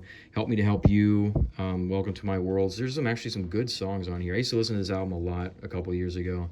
And then even the song Storm in a Teacup, which is like this weird electronic, like bro step song. I don't even know what to call it. I actually really like that song. Something about it just works for me. But yeah, I know it's a little cheesy. It's a little corny. It's not serious, but I don't know. I think this album is overhated. I think it's pretty good, especially looking at it nowadays. Like so far removed from this era, it's just fun. It's just a fun album to throw on. I haven't listened to it in a little while, but there was a period where I was listening to this album a shit ton, like the whole album. There's some good stuff on here. The heavier parts are a little underrated on there too. So they put out that album and they got clowned on, and then it sucks because they ended up following it up with Reign of Terror, which I think is a huge improvement over the first one. Whereas although I like the first one, I think they sound a little bit more unique and a little bit more mature on this album for sure. Still metalcore, but they honestly implemented a lot more like nu metal in this, which, as I've already mentioned 100 times, I'm a sucker for nu metal. It's one of my favorite genres. So whenever a band does nu metal influence, I usually like it. I think they pulled it off. You got songs like Red Light District, Smirk, I Hate You. There's a lot of just like this solid metalcore on here. Nothing groundbreaking again, but I think there's a lot more of a mature band here. Songs like Firestarter too is a good example. Really mature band in this. Like they definitely got a lot more mature and more serious. Album cover's a little generic, but it's a pretty good album. Like I said, it's like a solid like B plus like metalcore album. Another one I haven't listened to in a while, but when I used to listen to this a lot, I would play the whole thing. It's pretty damn good. It sucks that they kind of redeemed themselves, but they're only ever known for that first album. No one really talks about this one anymore, which sucks because there's some good stuff on here. If you only heard the first one and you're like writing them off and you like metalcore, listen to this album. It's pretty good. They made that EP. What is that one called? Live Life or something like that. I can't remember what it's called, but I think it came out after Till Death, but before Reign of Terror. That was actually a pretty good EP. I like that one as well. It's kind of like the bridge between these two albums, but that got taken off streaming a long time ago. There is a CD version of it, but it's a little bit more rare. Not like super expensive, but it's a little bit up there. I do want to get that on CD at some point since I do like that EP and it's not on streaming anymore. So I'll probably get that at some point when I can snag a copy, and that'll pretty much be everything we can get from them because I don't think Lost Control is going to get a CD release at this point, especially with Artery being done and then this band's like done as well. So it sucks. I think this band got a little bit too much hate. I think they're a little bit underrated because of that. Yeah, Capture the Crown's a pretty good band. I like them. I know it's funny because I just was earlier talking about how I never really got an Asking Alexandria, and this band was called like an Asking Alexandria clone. I don't know. Maybe I just prefer this over Asking Alexandria. I don't know. It's like the Australian version of Asking Alexandria, I guess. One more thing I just wanted to mention before we move on. It's not related to these albums, but the vocalist Jeffrey, who I was just talking about earlier, he had a band before this called Curse It 27. Honestly, underrated as hell. Like a lot heavier than Capture the Crown ended up being. It's a lot more like that 2000s metalcore. I don't really know how to explain it, but it's got that more like classic metalcore feel to it. It's a lot heavier. He does even like pig squeals and stuff on there. Check that out if you like Capture the Crown, or like of Capture the Crown, or maybe you like Jeffrey's vocals, or even if you don't like Capture the Crown. I think Curse It 27 might impress you. It's very like niche. I think they only had one EP, which is called The Departed, and funny enough, there's a song on Till Death called The Departed 2.0, which is kind of like a spiritual successor to that album. Really strange though, because the Curse It 27 EP is called The Departed, and then they made a sequel, Departed 2.0, which is just an acoustic track on here, which is a little weird, but yeah, Curse It 27, that EP is fire. I honestly nowadays might listen to that more than Capture the Crown. It's really underrated. Like I said, Jeffrey's a good vocalist, especially if you hear that stuff where they had a little bit more like punch to them, and he did the pig squeals and the lows and stuff more. That's a really good EP. I know it's on CD, it exists, but I think the chances of getting that's probably pretty slim. I think I remember asking, I think I might have asked the band themselves, Capture the Crown, on Twitter in like 2013 or something, or like 2014. I don't remember when. And I think they said even they don't have a copy of it anymore, which kind of sucks. But if I can ever get a copy of that, I definitely would, because that shit's fire. And it's on streaming, so you can check it out. But I actually really like that. So just a little side note to Capture the Crown. Check out Curse It 27 if you like Capture the Crown. That band was legit. All right, moving on here. This is going to be a little standout for me as well. It's the only black metal album I have on CD right now. It's This Is No Fairy Tale by the band Carach Angren. I believe they're Dutch, right? I'm pretty sure they're a Dutch band. Yeah, it's the only black metal I have right now, which I know is a little strange. I'm sure the black metal fans who might watch this, I mean, they're already gonna be hating my collection anyways. I have a lot of core and shit in here, but seeing this probably will just make them more mad. Black metal's a genre that I used to not really be into that much. You know, obviously, I've grown a lot more where I actually do like black metal quite a lot now. It grew on me a lot as I got older and my taste in metal matured. It's just that, you know, like I said earlier, a lot of my collection was when I was younger, and I just didn't like black metal back then, so I didn't really buy any of it. But even back then, before I was really a big black metal fan, I think it was my friend Will showed me this band, and although it was black metal, something about it clicked for me, because their bands, like, they got kind of a gimmick to them, and I think a lot of black metal fans don't like Carach Angren because of that. But they have a gimmick where all their albums are like narratives, where they're telling a story throughout an entire album. The lyrics are all like telling a story. And like they choose like a subject matter to go through, and honestly that can be a little bit of a turn off for some people, because you really got to listen to the album in order to get the full effect of it. Like listening to the songs from this band out of order can be a little strange, but you know, it was pretty good. It's some of the songs on their other albums, not this one, that I think are pretty, that I got into this band from. But I got into them through those other songs, and then in 2015 this was coming out, and I remember hearing the single There's No Place Like Home. I thought it was pretty good. I was like, damn, this is actually pretty good. And then When Crows Tick on Windows, I think, was the other one. So I ended up pre-ordering this album, I think. I got this like in a bundle from Season of Mist with a shirt. Fortunately, I don't have the t-shirt anymore. But, you know, I got the CD. This is the album that came out at the time. It is pretty good. You know, there's some good stuff on here, like the ones I just mentioned. And the song Killed and Served by the Devil, I think, is the best one on here. Like I said, I got this at a time when I wasn't really into black metal that much, and this was like the only exception was this band. My opinion on this band's a little conflicting nowadays, because now that I'm more like versed on black metal and I've heard a lot more of it, I still think this band is good, but I kind of see why black metal fans don't like them as much, because like they're definitely good, don't get me wrong. I like Carach Angren. It's just that I think some of the other black metal I've gotten into is definitely, I would say, better than this. And it's no shade to the band. I think it's more so the narrative structure that holds them back in a way, just because you can't really listen to the songs out of order as much. I mean, you can, but I just feel like it doesn't hit as hard. And I do really like their vocals are actually pretty good. And they have a more higher production quality. But I don't know. Like I said, I don't listen to this band that much anymore. I've actually been throwing them on recently, now that I say that, but I have to go. I'm in the mood. I have to be in the mood to listen to this band, really.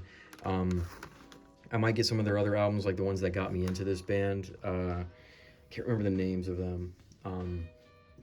But I think one's like Where the Corpses Sing Forever, and the other one is I can't remember the name. But you know, like I said, this was like pretty much one of my first black metal bands I ever got into. So it holds a place for sure. I still like them. Like I said, I can throw it on sometimes. It's not something I go to in my collection super often. I got to be in the mood for it. But like I said, with black metal, I've gotten a lot more into it over the years. I've started to appreciate it more. I know a lot of black metal fans usually roll their eyes when people say they like bands like Dark Throne and Mayhem and stuff like that, and they act like it's like you're a poser, like Baby's First black metal. That shit's annoying. I'm not gonna lie, I hate black metal fans. They're one of the worst parts of the metal community. I'm probably gonna piss some people off with that, but I don't care. Black metal fans are like the worst. As someone who's been listening to metal since I was like 7 years old, and I've gone through many elitists. I've been an elitist myself at some point. With all like all the reputation that metal fans get online for being elitists and like just shitty people, black metal fans are definitely up there. Obviously not all of them. You know, there's some good black metal fans. I'm not acting like they're all bad, but if you're watching this video and you like metal, you probably know what I'm talking about. They can definitely be very gatekeeping elitist, and a lot of them are just fucking losers too, like incels and shit. But I still like black metal, you know. I've gotten into Dark Throne. Obviously, everyone knows Dark Throne if you like black metal. I actually been fucking with the band Dark Funeral a lot recently. I've known them for a couple of years and I've been listening to them on and off, but recently I've been starting to get more into them. So I fuck with Dark Funeral. I'll probably end up getting more into them and buying some of their albums, but Dark Funeral's pretty good. But yeah, the black metal's just like, I like black metal. It's a genre I've grown to appreciate a lot more as I get older. It's just never my like go-to. Like I would say I definitely prefer death metal over black metal. in terms of like overall scope and appeal. I do like black metal though. Like I said, I've gotten to an age where like I can appreciate any form of metal regardless of what genre it is. If I like it, I like it. It's just black metal is one of those ones I got to be in the mood for. Death metal is definitely my preference for sure.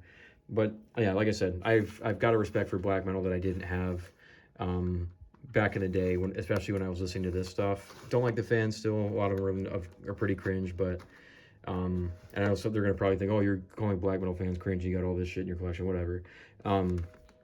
Black metal fans are a little bit of a turnoff, makes me not want to engage with it, but the music itself is pretty damn good. The funny thing too is like I think black metal works really well as an influence on other genres, if that makes sense. Like we'll get into in a second, one of my favorite bands of all time, Carnifex, which are known for being like one of the pioneers of like blackened deathcore. I think black metal is a really good influence when used on other genres. I've always really appreciated that aspect of black metal, and I think that's partly why I've grown to appreciate black metal as well. Was bands like Carnifex implementing a black metal influence into their stuff. So yeah, I think black metal always can hit as like an influence for sure. Straight up black metal took me some time. I've got an appreciation for it now. Just gotta, get into it. I'm getting there, I'm sure fast forward like a year or two, I'll probably like it way more. I know I spent a lot of time talking about black metal for one album, but I just wanted to mention if anyone, scratches their head at why I have all this metal and just no black metal. Just something I'm still trying to get into. I'm a lot more into it now. Like I said, it's just, I'm getting there. I'll get there at some point. But yeah, Carach Angren, still like them. I know it sounded like I was probably like shitting on this band or black metal. I'm that might come off completely wrong, but I like the genre. Don't get me wrong. I also like this band. No shade to the band. I might actually go back and get into them stuff a little bit more now that I have a better appreciation for black metal. Maybe I'll have a new perspective on it. I don't know, but yeah, this is a pretty good album.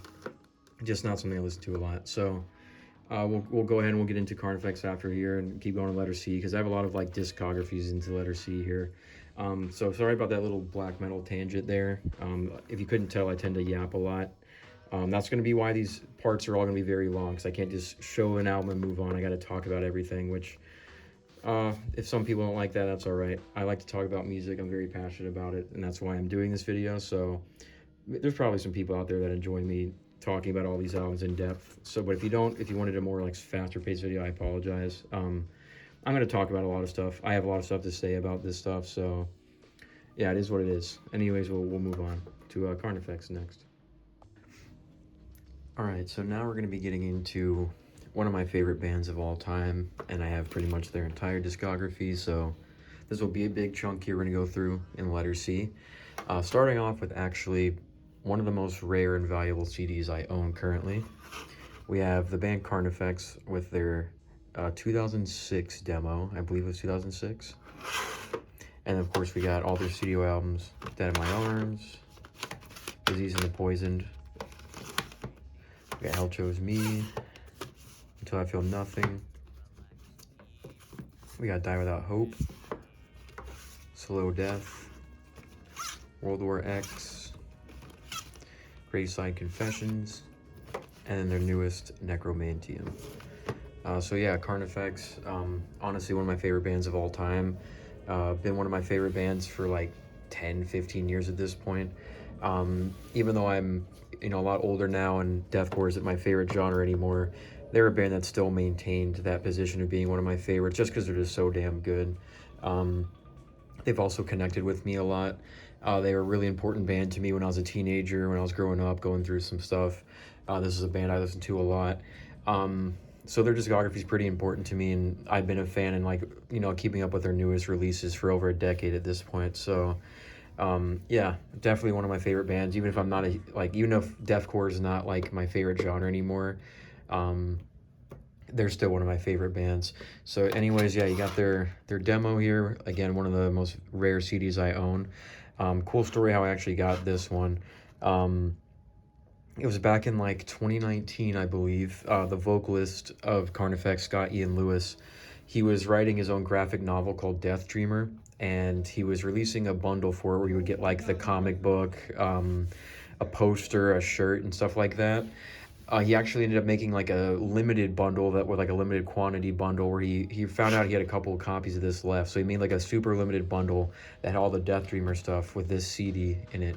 Of course, it sold out really quickly. I actually didn't buy this myself. My roommate, who I live with, one of my best friends, Marcos, who you might hear in the background a few times, he actually got this for me as a birthday present in 2019. So it's one of the coolest things I've ever gotten as a gift for sure. And it's, again, one of my most valuable CDs. Really, really dope. Marcus is the GOAT for getting me this. Yeah, it's their self-titled demo through a small label called Enclave Records. It was 2006, actually, is when it came out.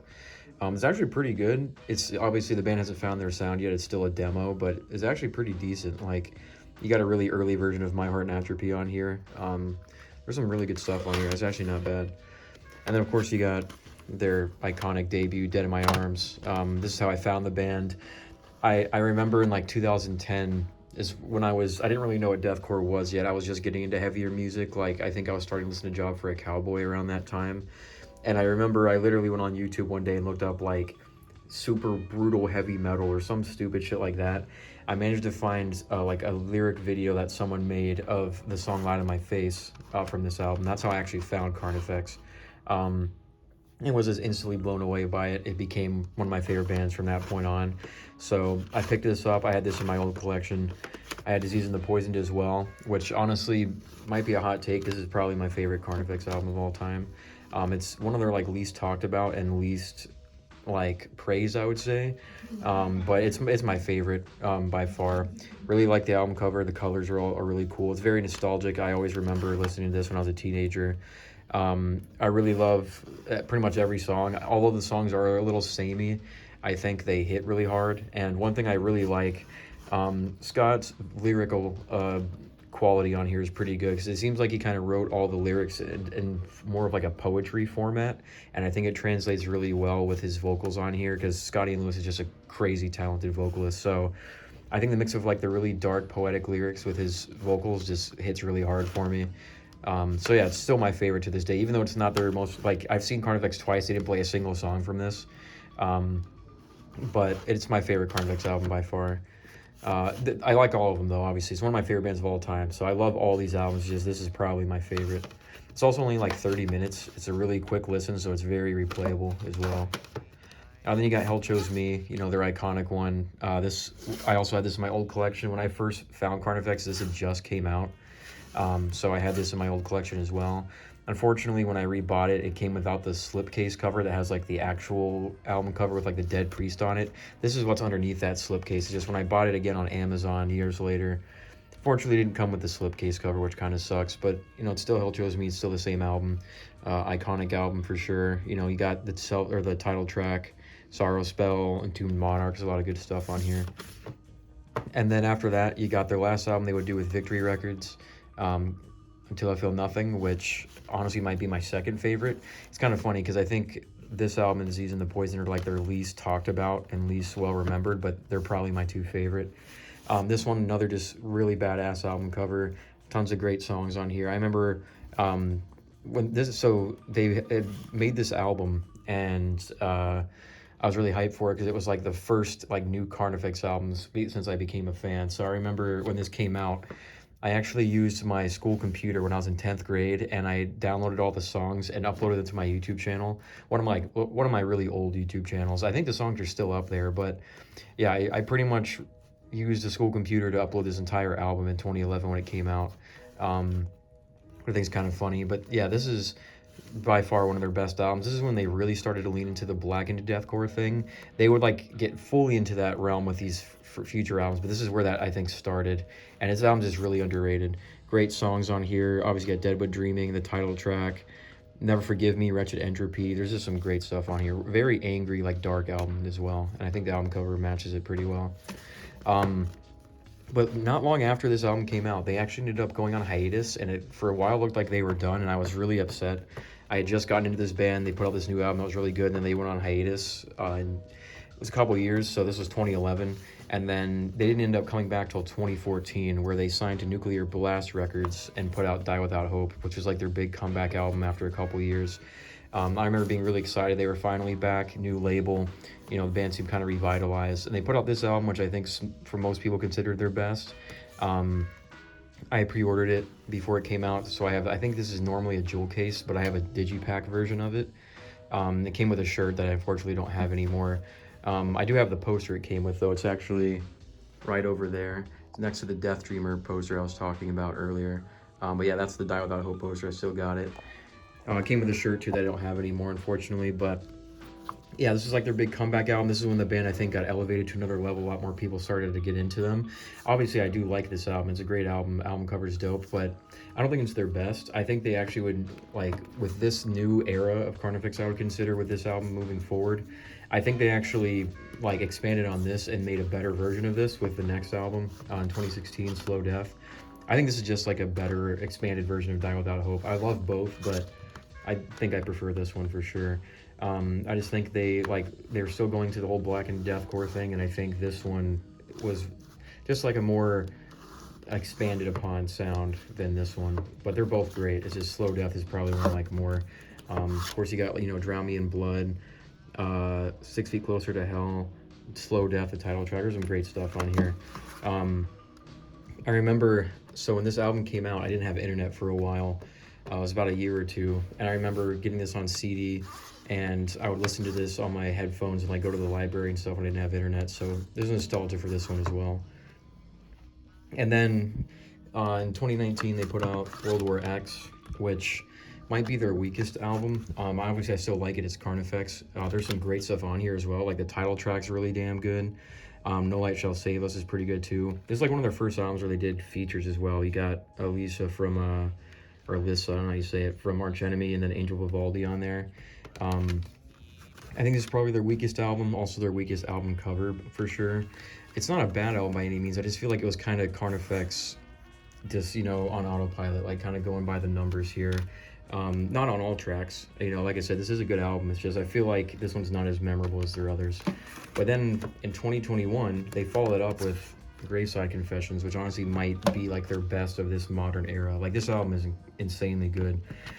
If you're not going to count these older ones as my favorite, this is probably my favorite from the newer era of Carnifex. It's just they came back with a banger. The black and deathcore stuff was like firing on all cylinders at this point. And this album's also like just a good bang for your buck. You have a bunch of new songs. You have the cover they did of Dead Bodies Everywhere by Korn on this, which is pretty cool. And I love Korn. You'll see down here I have a lot of their albums. So they have a Korn cover on here. And then the last 3 tracks are all re-recorded versions of songs from their first album, Dead in My Arms, which is pretty cool. Especially because Scott's vocals have only gotten better over the years, so these re-recordings are actually really damn good. So this is just like a great value for an album, and I think it's definitely one of their best by far. And you got their most recent one in 2023, Necromantium, which is probably one of their coolest album covers. I love the colors on it. The purple and green, and then their logo, they changed it up a little bit, and the thing looks pretty cool. This has got a feature from Tom Barber on there, from formerly Lorna Shore, and then Chelsea Grin. There's a song, Crowned in Ever Black, that's a tribute to Trevor from Black Dahlia Murder. Yeah, it's a pretty good album. I've honestly only listened to it all the way through like once or twice, but it is really good. I need to go back and listen to it again. I've actually seen this band twice live since then. I saw them for the Necromantium tour promoting this album in 2023, and I saw them again. That was I think it was last year. They did an anniversary like tour for Hell Chose Me, and I saw them again, which was pretty dope because they played pretty much every song from Hell Chose Me. They were a great live band. Scott is like one of the he's a beast of a vocalist, one of the best deathcore vocalists there is. So yeah, Carnifex, one of my favorite bands of all time. I've liked this band for most of my life, so I think it's going to continue. I'm really excited for their next album. Hopefully it'll be pretty good. I know they're working on it, so we'll see. I'm going to go back and I need to listen to this again before that new one comes out. But yeah, that's Carnifex. Like I said, one of my favorite bands. This is why I have their entire discography. The only thing I don't have on CD is the EP they did after this. I think it's called Love Lies in Ashes or something like that. But it's just every song that's on that EP ended up being on here, so it's not like a huge deal for me because it is pretty rare and pretty expensive. I don't think I've ever even actually seen it listed on Discogs, but that's the one CD I don't have from them. I just don't really count it that much just because all the songs are on here anyway, so it's not a huge deal. And then they did that Bury Me in Blasphemy EP back in like 2020 or something like that, which didn't get a physical release, or at least not a CD release. I think it's vinyl only maybe, so I don't count that one either. But yeah, other than that one EP, this is everything they got there, so cool stuff. Moving on with another deathcore band in the same era, we got Chelsea Grin. We have Desolation of Eden, their first album. Their second album, My Damnation. And then we got Ashes to Ashes, the one album they did with Jason Richardson on vocals. Chelsea Grin are a great band. Gone through a couple changes. I used to not really like them that much. I remember back when I was still a deathcore elitist and hated clean vocals and stuff like that, the first song I heard from this band was actually Don't Ask, Don't Tell, and I didn't like it. You know, it had cleans and all that stuff, so I thought it sucked. I thought this was like a scene band for the longest time and kind of wrote them off. And then my roommate Marcos showed me Requiem, I think it was, from this album, and I was like, oh, that's pretty damn good. I didn't know they would sound like that. So obviously I got into them because I realized they were a deathcore band. Funny enough too, I ended up growing to really like Don't Ask, Don't Tell. It's actually one of my favorite songs from them. I think it's a really good song. But you know, I ended up getting into this band, of course, Desolation of Eden, iconic deathcore album from that early deathcore era. Great songs on here. Obviously, you got Recreant, Alesana the Wretched. You got Human Condition. Even like the instrumental songs, like Wasteland. I don't really like deathcore instrumentals as often. They're usually kind of boring, but on this album, they're actually pretty good. Then you got their second album, My Damnation, which honestly, when I first heard it, I did not like it at all. I thought the vocals, particularly Alex's high vocals, were like just terrible, and I thought it was just garbage. A couple years went by, and my taste in metal expanded a lot, and especially when I mentioned earlier, I got into black metal a little bit more. So going back and listening to this album with that in mind, I think the vocals were kind of recontextualized for me and actually really fucked with them this time. And my opinion like 180 to where now I think this is like probably the best Chelsea Grin album. This is one of the best deathcore albums, period, in my opinion. Some great stuff. You got the Foolish One, Everlasting Sleep, the title track, Calling in Silence. You got the feature from Phil Bozeman on here. This is just a fantastic deathcore album. I feel like it's really underrated. Now, the way I hear it is like the high screams and everything, the vocals just sound like really evil sounding. It's very unique, and I think it works for the concept of this album really well. So, yeah, if you maybe wrote this album off years ago, go back and listen to this again because it's pretty damn good. It's one of my favorite deathcore albums at this point. And then you got Ashes to Ashes. This one's a little bit different for them because it was the one full studio album they did with Jason Richardson on guitar, who was from Born of Osiris originally. It's good. It's not my favorite from them. I bought this like not too long after it came out because I was hyped for it, because Clockwork is a really great song. It's one of their best songs I think they've ever written. There's some other good ones like Playing with Fire and Sell Out on here, but it's honestly not an album I go back to a lot. It's kind of long for a deathcore album. It's like an hour, I think, which is just a deathcore album I don't think should be that long, especially one like this. And, you know, it is a more unique album for them. The guitars definitely are the big standout because of Jason Richardson, sorry. So it definitely stands out for that. And at this point, their drummer started doing a lot of the vocals, like pretty much did like a co-lead vocal thing with Alex at this point, which is good. It's just, I don't know. I think these pure Alex albums here are like the best Chelsea Grin. I know they would do one more after this. I think it's called Self-Inflicted, and then Alex left. And then Tom Barber, who was originally from Lorna Shore, which we'll get to later, joined Chelsea Grin. And honestly, I haven't been a huge fan of the stuff with Tom Barber and Chelsea Grin. It's not that I don't think Tom Barber's a good vocalist. He definitely is. Like, I used to listen to Lorna Shore a lot when he was in the band.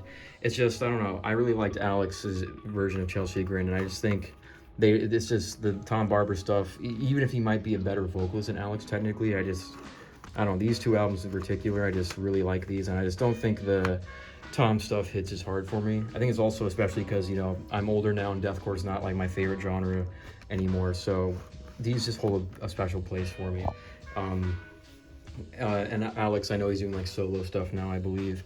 But honestly, another thing too I wanted to mention with these albums, I didn't realize these are going up in price because these are both on Artery Recordings, which I mentioned earlier is a label that had issues and I think is defunct now. I actually didn't know until not that long ago, because I started an Instagram page where I'm posting my collection and like the order I got all my CDs. It's at Gloom CDs if you want to follow. But I was posting these and was getting like a lot of people commenting on saying like, where'd you get this? Or like, I can't believe you have this. I'm like, what are you talking about? Like, I got these on Amazon for like $12 years ago. Turns out these are actually going up in value because I guess the label's defunct. I'm assuming these are out of print now, but this one in particular is a little bit more pricey, which I was surprised. I had no idea it was that expensive now. So that's pretty cool that I got them when I did. But yeah, Chelsea Grin. These two albums are just some peak deathcore. Ashes to Ashes is pretty good, but it's not my favorite. I might get the Evolve EP one day. I know it's a little bit harder to get, but I might pick that up at some point. And Self-Inflicted, the last album with Alex, is all right. I was actually listening to some of the songs on there recently, and it's decent. It's not bad. It's just nowhere near the level of these two for sure. So, yeah. Chelsea Grin, though, great band. I wish I got to see him with Alex because I just think these albums are peak. Hope he's doing all right, though. I know he was having some problems for a while. So, yeah, Chelsea Grin is still a great band. Alright, now we're going to be getting into another band that I really, really like. We have Chevelle. We have technically their second album. Most people think it's their first. It's actually not, but it's their second album, first major label album, Wonder What's Next. And then you got the one after that, This Type of Thinking Will Do Us In. Yeah, Chevelle, really great band. I honestly love this band. They're more like alt metal, bordering on new metal to a degree, but they're more in the line of something like Breaking Benjamin or Tool's Perfect Circle, stuff like that. It's funny because actually, I've mentioned a few times I grew up listening to a lot of new metal and alternative metal and stuff like that. This was actually a band I didn't listen to when I was a kid. I didn't start listening to this band until I was an adult, like in my 20s. And it's funny because I know I would have been obsessed with this band if I was a kid, but even hearing them as an adult, I still really, really grew to love this band. Even though this is a genre I've been listening to for like 20 years at this point, this band just hits for me. They're just really damn good, like really consistent. Love the vocals, love the energy. They got some heavy parts to them. It's just great stuff. There was a period when I found this album that I was listening to this like crazy. I was listening to this entire album all the way through for years before I finally bought it. The reason it took me a while to get this on CDs because there's a special edition that has like 5 or 6 different bonus tracks on there, and I really wanted the CD that has that on there. Unfortunately, it's I think a Japanese version only, so it's a little bit more expensive and harder to get. At some point, I was just thinking, I love this album so much, I'm just gonna go ahead and pick up the standard edition for now, just so I have it, and then I'll get the Japanese one at some point because there's some bonus tracks on there like Black Boys on Mopeds, that cover they did. I really like that song. A couple other bonus tracks on there that are really good, but this album is just fantastic. Really great alt metal.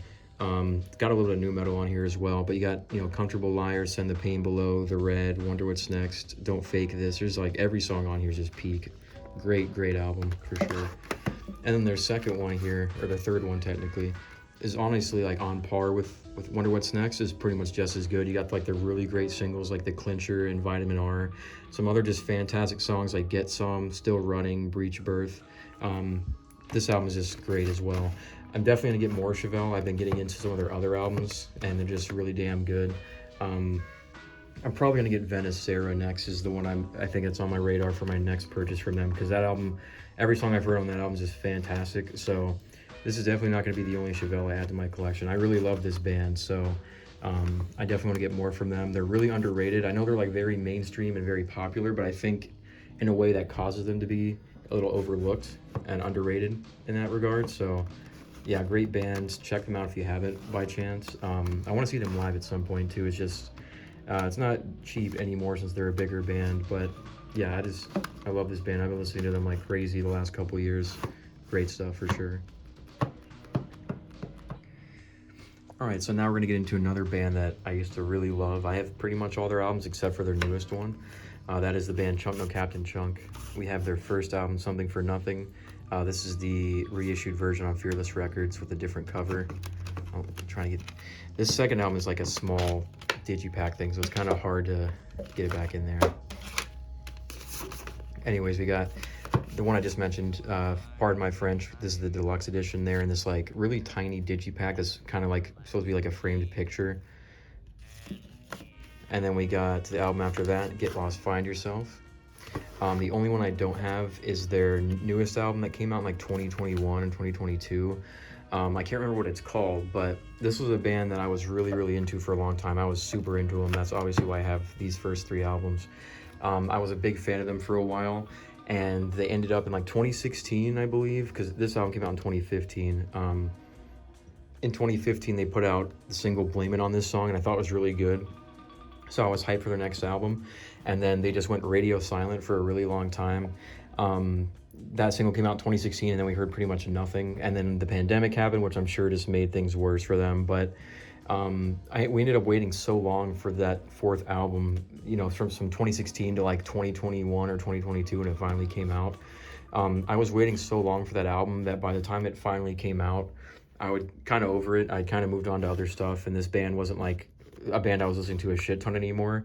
You know, that's 16, like 5 years or so that I was waiting for that new album, and I think I just moved on to other things by the time it came out. Obviously, I listened to it when it came out because it had Blame It on this song, the single I mentioned on there. A couple other songs that are not bad. It's just, I listened to it only once when it came out, and I was like, yeah, it's pretty good. It's like not bad. But like I said, I had moved on to other things, so I haven't picked it up. I'll probably get it at some point, so I have all of them because I need to re-listen to it again. I listened to it once, and it was years ago when it came out. But this band used to be a huge interest of mine. Like, I used to love this band, especially this album, Pardon My French. This is their best album by far. If you don't know, this is an easycore band, which is a mix of like pop punk and like metalcore and hardcore. And I used to, honestly, when I first heard this band, I used to hate it, kind of. I was shitting on it because I thought the name was stupid, and I checked them out. I was like, oh, this is like a really stupid scene band with cheesy pop punk vocals.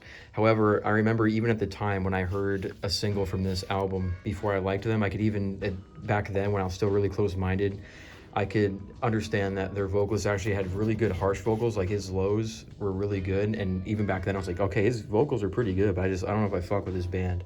However, it ended up growing on me not too long after. I think his harsh vocals definitely were like the catalyst to get me to appreciate them. And then it just kind of clicked for me. And this album in particular, I was like, damn, this is really fucking good. It's also produced by Joey Sturgis, so it's just great. I think he got the best out of this band for sure. It's just like the perfect mix of their pop punk, like catchier stuff with their heaviness. This is like the perfect like 50-50 balance of that by far. Great songs on here, like Haters Gonna Hate, Pardon My French, this title track, I Am Nothing Like You is probably their heaviest song. Even the bonus tracks on the deluxe version, like Insanity, are really good. So yeah, this is definitely their best album by far. I used to listen to this a lot. Then you got their first album. Again, this is their reissued version on Fearless Records. This came out a year earlier with a different cover on a different label, but this is the reissue with a different cover. I think there's only like one song that's changed. But of course you got In Friends We Trust, you know, pretty much a meme song at this point. Then you got songs like Captain Blood, which are really good. There's even some heavier songs I think are kind of low-key. A lot of people don't talk about them, like Born for Adversity and Make Them Believe are honestly pretty heavy. Got some more like the catchier pop punk stuff like Positivo on there as well. This album's a little bit rough around the edges. It's their first album. You can tell they're still trying to iron out all the kinks and still learning how to songwrite and stuff like that. Plus, they're a French band, and they didn't really speak English as good, so you can tell. And, you know, I'm not giving them shade for it. They actually, like, I commend them for doing an album entirely in English when it's not their first language. But you can tell their vocalist Bert, I think his name was, his English got a lot better as the albums progressed, and now it sounds like pretty good, damn good. But the first album is just a little rough around the edges for sure. Not every track hits, but it's still pretty good. Of course, you got, like I said, the iconic stuff on there. And then this one, Get Lost, Find Yourself, is a pretty damn solid follow-up. It's not as heavy as Pardon My French. Leans a little bit more into the pop-punk side of things. There's still some heaviness on here. But I remember the song The Other Line, the single when it came out. I really liked that song. Playing Dead's pretty good. There's some really catchy choruses on here. I think it's some of their catchiest, like, best choruses on here for sure. So it is pretty good in that regard. It's just not as heavy as Pardon My French. I think I like the mix of the heavy and catchy together the most. So this album is pretty damn good. It's just, I think Pardon My French is probably their peak for me. But yeah, Chunk and Chunk, their name might throw people off as far as like giving them a shot, but they are really good. If you like pop punk, if you like metalcore, even if you like bands like A Day to Remember, check this band out because they're pretty good, especially Pardon My French. I would, even if like you're maybe iffy on the whole idea of easycore, listen to some of the heavier songs on here, like I Am Nothing Like You, and the title track, Pardon My French, you might actually appreciate them. But yeah, good band. It's a band I don't listen to a lot anymore. I kind of moved on to other stuff, but like I said, I'll maybe check out their newest album again and see if I want to pick it up at some point. And then moving on, we got another band that I have their entire discography, actually, all their studio albums. We have the band Cold Chamber. We had their self-titled, their second album, Chamber Music, their third album, Dark Days, which was their last for a while before they went on a very long hiatus where they broke up for a while in 2002, I think it was. And then they randomly got back together in 2015 and put out one more album, Rivals, which was their comeback album. And they ended up breaking up again, and now I think they're done for good. Yeah, Cold Chamber, obviously, iconic nu metal bands. They get a lot of shit, honestly. I know a lot of people don't like Cold Chamber. I'm a sucker for nu metal, so even the cheesier stuff that's not as original as like the big bands, I still like it. You know, in this album, the first one is pretty derivative of Korn in a lot of ways, but I still think it's pretty good. You got some great stuff on here, like Bradley, Unspoiled, Oddity, Clock. There's some good stuff on here. Fun fact, that's Ozzy Osbourne on the cover right there, if you didn't know, because his wife was the band's manager, actually. And then on the second album, there's actually a cover of the song Shock the Monkey that has Ozzy on it. With the second album here, I think they kind of listened to a lot of the criticism they were getting of being like a Korn ripoff and started to change up their sound a little bit. They embraced a lot more of like the goth metal, like alt metal kind of sound on here, and I think it's really good. Like, I think I like both these albums, but I think this one's a little bit more original for them. Some good songs on here, some underrated stuff like Tragedy, Untrue, Tyler's Song, What's in Your Mind, some good stuff. Unfortunately, the only single from this album is that Shock the Monkey cover, and I'm not gonna lie, I don't really like that song that much. I love Cold Chamber and I like Ozzy, but I don't know, that song doesn't really work for me. I just think it's just structured weird. It sucks that that's the representation, like the single that they chose from this album. And it makes sense, you know, they tried to promote big cover song with Ozzy on the guest verse. It's just not like representative of this album. I think the album is a lot better than that single. So if you've only heard that one song, check out the rest of this album. It's honestly a lot better than that single, and especially if you like the more like mall goth aesthetic and like goth kind of stuff, this is definitely up there. This is pretty good, underrated album for sure. What's even more underrated though is their third album, Dark Days, from 2002. This is their heaviest one by far. This is like they went more into like a groove metal kind of territory, still like nu metal for sure, but yeah, like I said, really heavy stuff on here. Some great stuff like Glow, Watershed. The song Robo, which I believe is a cover, is actually a really damn good song. The title track Dark Days is pretty good. But once again, this is a similar case to Chamber Music, where the one single from this album, Fiend, is a good song, but I think it's one of the weaker songs on this album. I think the other songs are better, so the single's not a good representation of this album overall, in my opinion. But I used to really fuck with this album. There was a while where I was calling this like one of my all-time favorite albums, because I just listened to this that much. I thought it was really damn good. Don't listen to this band as much anymore, but still pretty damn good stuff. And like I said, this album holds up for sure. And you know, they broke up in 2002. I believe they like infamously like broke up on stage or something after an argument or something like that, and they called it quits. I remember I got into them when they were broken up, and randomly in 2015, out of nowhere, like dropped a single and surprised the hell out of me, because I was still deep in my nu metal phase at that point. I was like, wait, Cold Chamber's back? And the single they put out for this album, I Owe You Nothing, was actually pretty good. And then the title track Rivals was dropped next. I was like, damn, these are two really good singles. Like, is Cold Chamber actually like back with like a solid nu metal album? They ended up dropping Rivals. It was the one album they did on different label, Napalm Records, I believe. And this pretty much sounds like a continuation of Dark Days. It definitely sounds a lot more like, I want to say like Diet Devil Driver almost, because obviously their vocalist Dez is in Devil Driver as well. So I think this album sounds like a mix of Dark Days and Devil Driver is what I would describe it as. But it's some good stuff on here, especially like the song Suffer in Silence, which has Al Jorgensen, I think, from Ministry, I believe is the band he's in. Some good stuff on here. It's not like, you know, a super groundbreaking album or anything, but it's pretty much a continuation of Dark Days, and I liked that album a lot back then, so I was a big fan of this. Yeah, good album for sure. But then they ended up breaking up again, and I don't think we're ever getting another album for them. So it is cool we got one more comeback album, but I think they're done. I think Dez is busy with Devil Driver, and I think Cold Chamber does shows every now and then, like festivals and stuff. I just don't think they're gonna put a new album out. That's probably all we're gonna get from them. Something that's a little annoying about this is pretty much every single one of these albums has a version with bonus tracks that I don't have. These are all standard editions. Luckily, though, for these first three albums, they made a compilation in, I can't remember what year it was, but I think it's called like Giving the Devil His Due or something like that. It's like a greatest hits compilation kind of B-sides album, and it has every single bonus track from these three on there. So Luckily, if I want to get those songs, I don't need to rebuy all 3 of these albums. I can just get that compilation and I'll be good. However, this one here has like a Best Buy exclusive version that has 1 extra song on it, which I don't have. This is the default standard version, so I will need to get another copy of this if I want that 1 extra song, but it's not like super high on my list. I don't listen to this band that much anymore, so it's not a huge deal. I'll probably get them at some point, especially that compilation. I'll definitely get that at some point, but it's not high on my list. I think they're a good band, though. I think they get too much shit. Check them out if you like nu metal for sure. All right, finishing up the letter C with a band that's pretty underground. I don't think a lot of people will have known of this band. But we have the band Coletta with their album Idealism. It's their only studio album at this time. Coletta are, so they're originally a swancore band. That's a genre we'll get into a lot later. If you don't know, swancore is pretty much, if the name doesn't ring a bell, it's pretty much like the Dance Gavin Dance kind of style of post-hardcore, where it's post-hardcore that's got a lot more like math rock, like prog rock influence in it. And it's named after Will Swan, the guitarist of Dance Gavin Dance, because he pretty much pioneered that sound.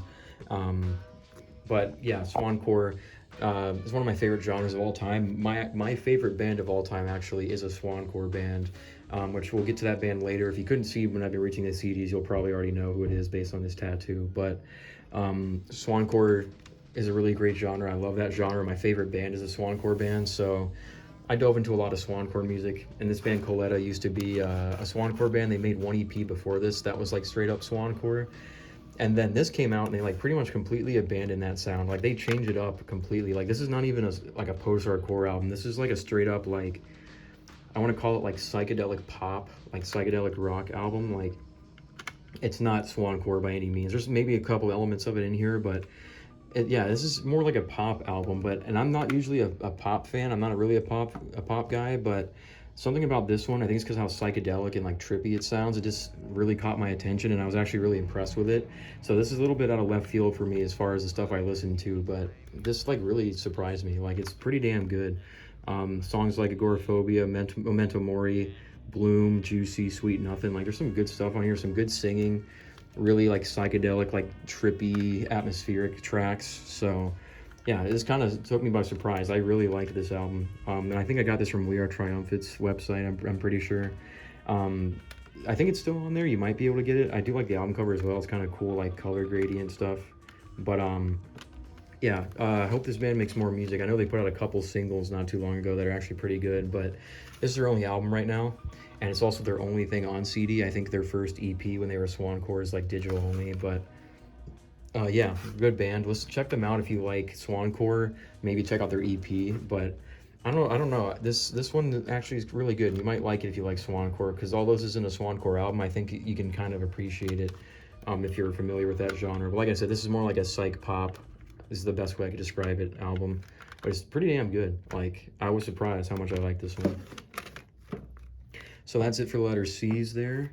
We'll be moving on to letter D next, which I have a decent amount of stuff here. There's one band in particular that takes up a lot of D. But yeah, we'll go and we'll get into it here. A couple like genre hops we're going to do as well. So first off, we got another pretty low-key band. This is the band Dead Awake with their album Melancholia. I mentioned earlier, like way earlier in this video, this is one of the bands I saw live with, one of the times I saw Blind Equation the most recently, and then the other band Weeping Wound. Dead Awake is a band I've actually known for a long time, but I've only known like 2 tracks from them previously. So we'll get to a band later that I'm really, really into called Still Bloom. They're like a more modern nu metal band. In like 2019 or something, the vocalist of Still Bloom, which is one of my favorite vocalists of all time, his name is Donnie, he did a feature on a song from this band, and that's how I found them, because I love Still Bloom, so I saw he featured on a song. I was like, I'm gonna check this out. And that single was, I think it's called The Pale Horse Part 2 or something like that. Really impressed me. That was like the only song I knew from them for a long time. And then I've actually seen this band twice, and both times are like within the last year. So in the pretty much the middle of 2025, I have a friend named Darby. Shout out Darby. He's in a band, a local band from Milwaukee, and he played a venue called the Miramar in Milwaukee not too long ago.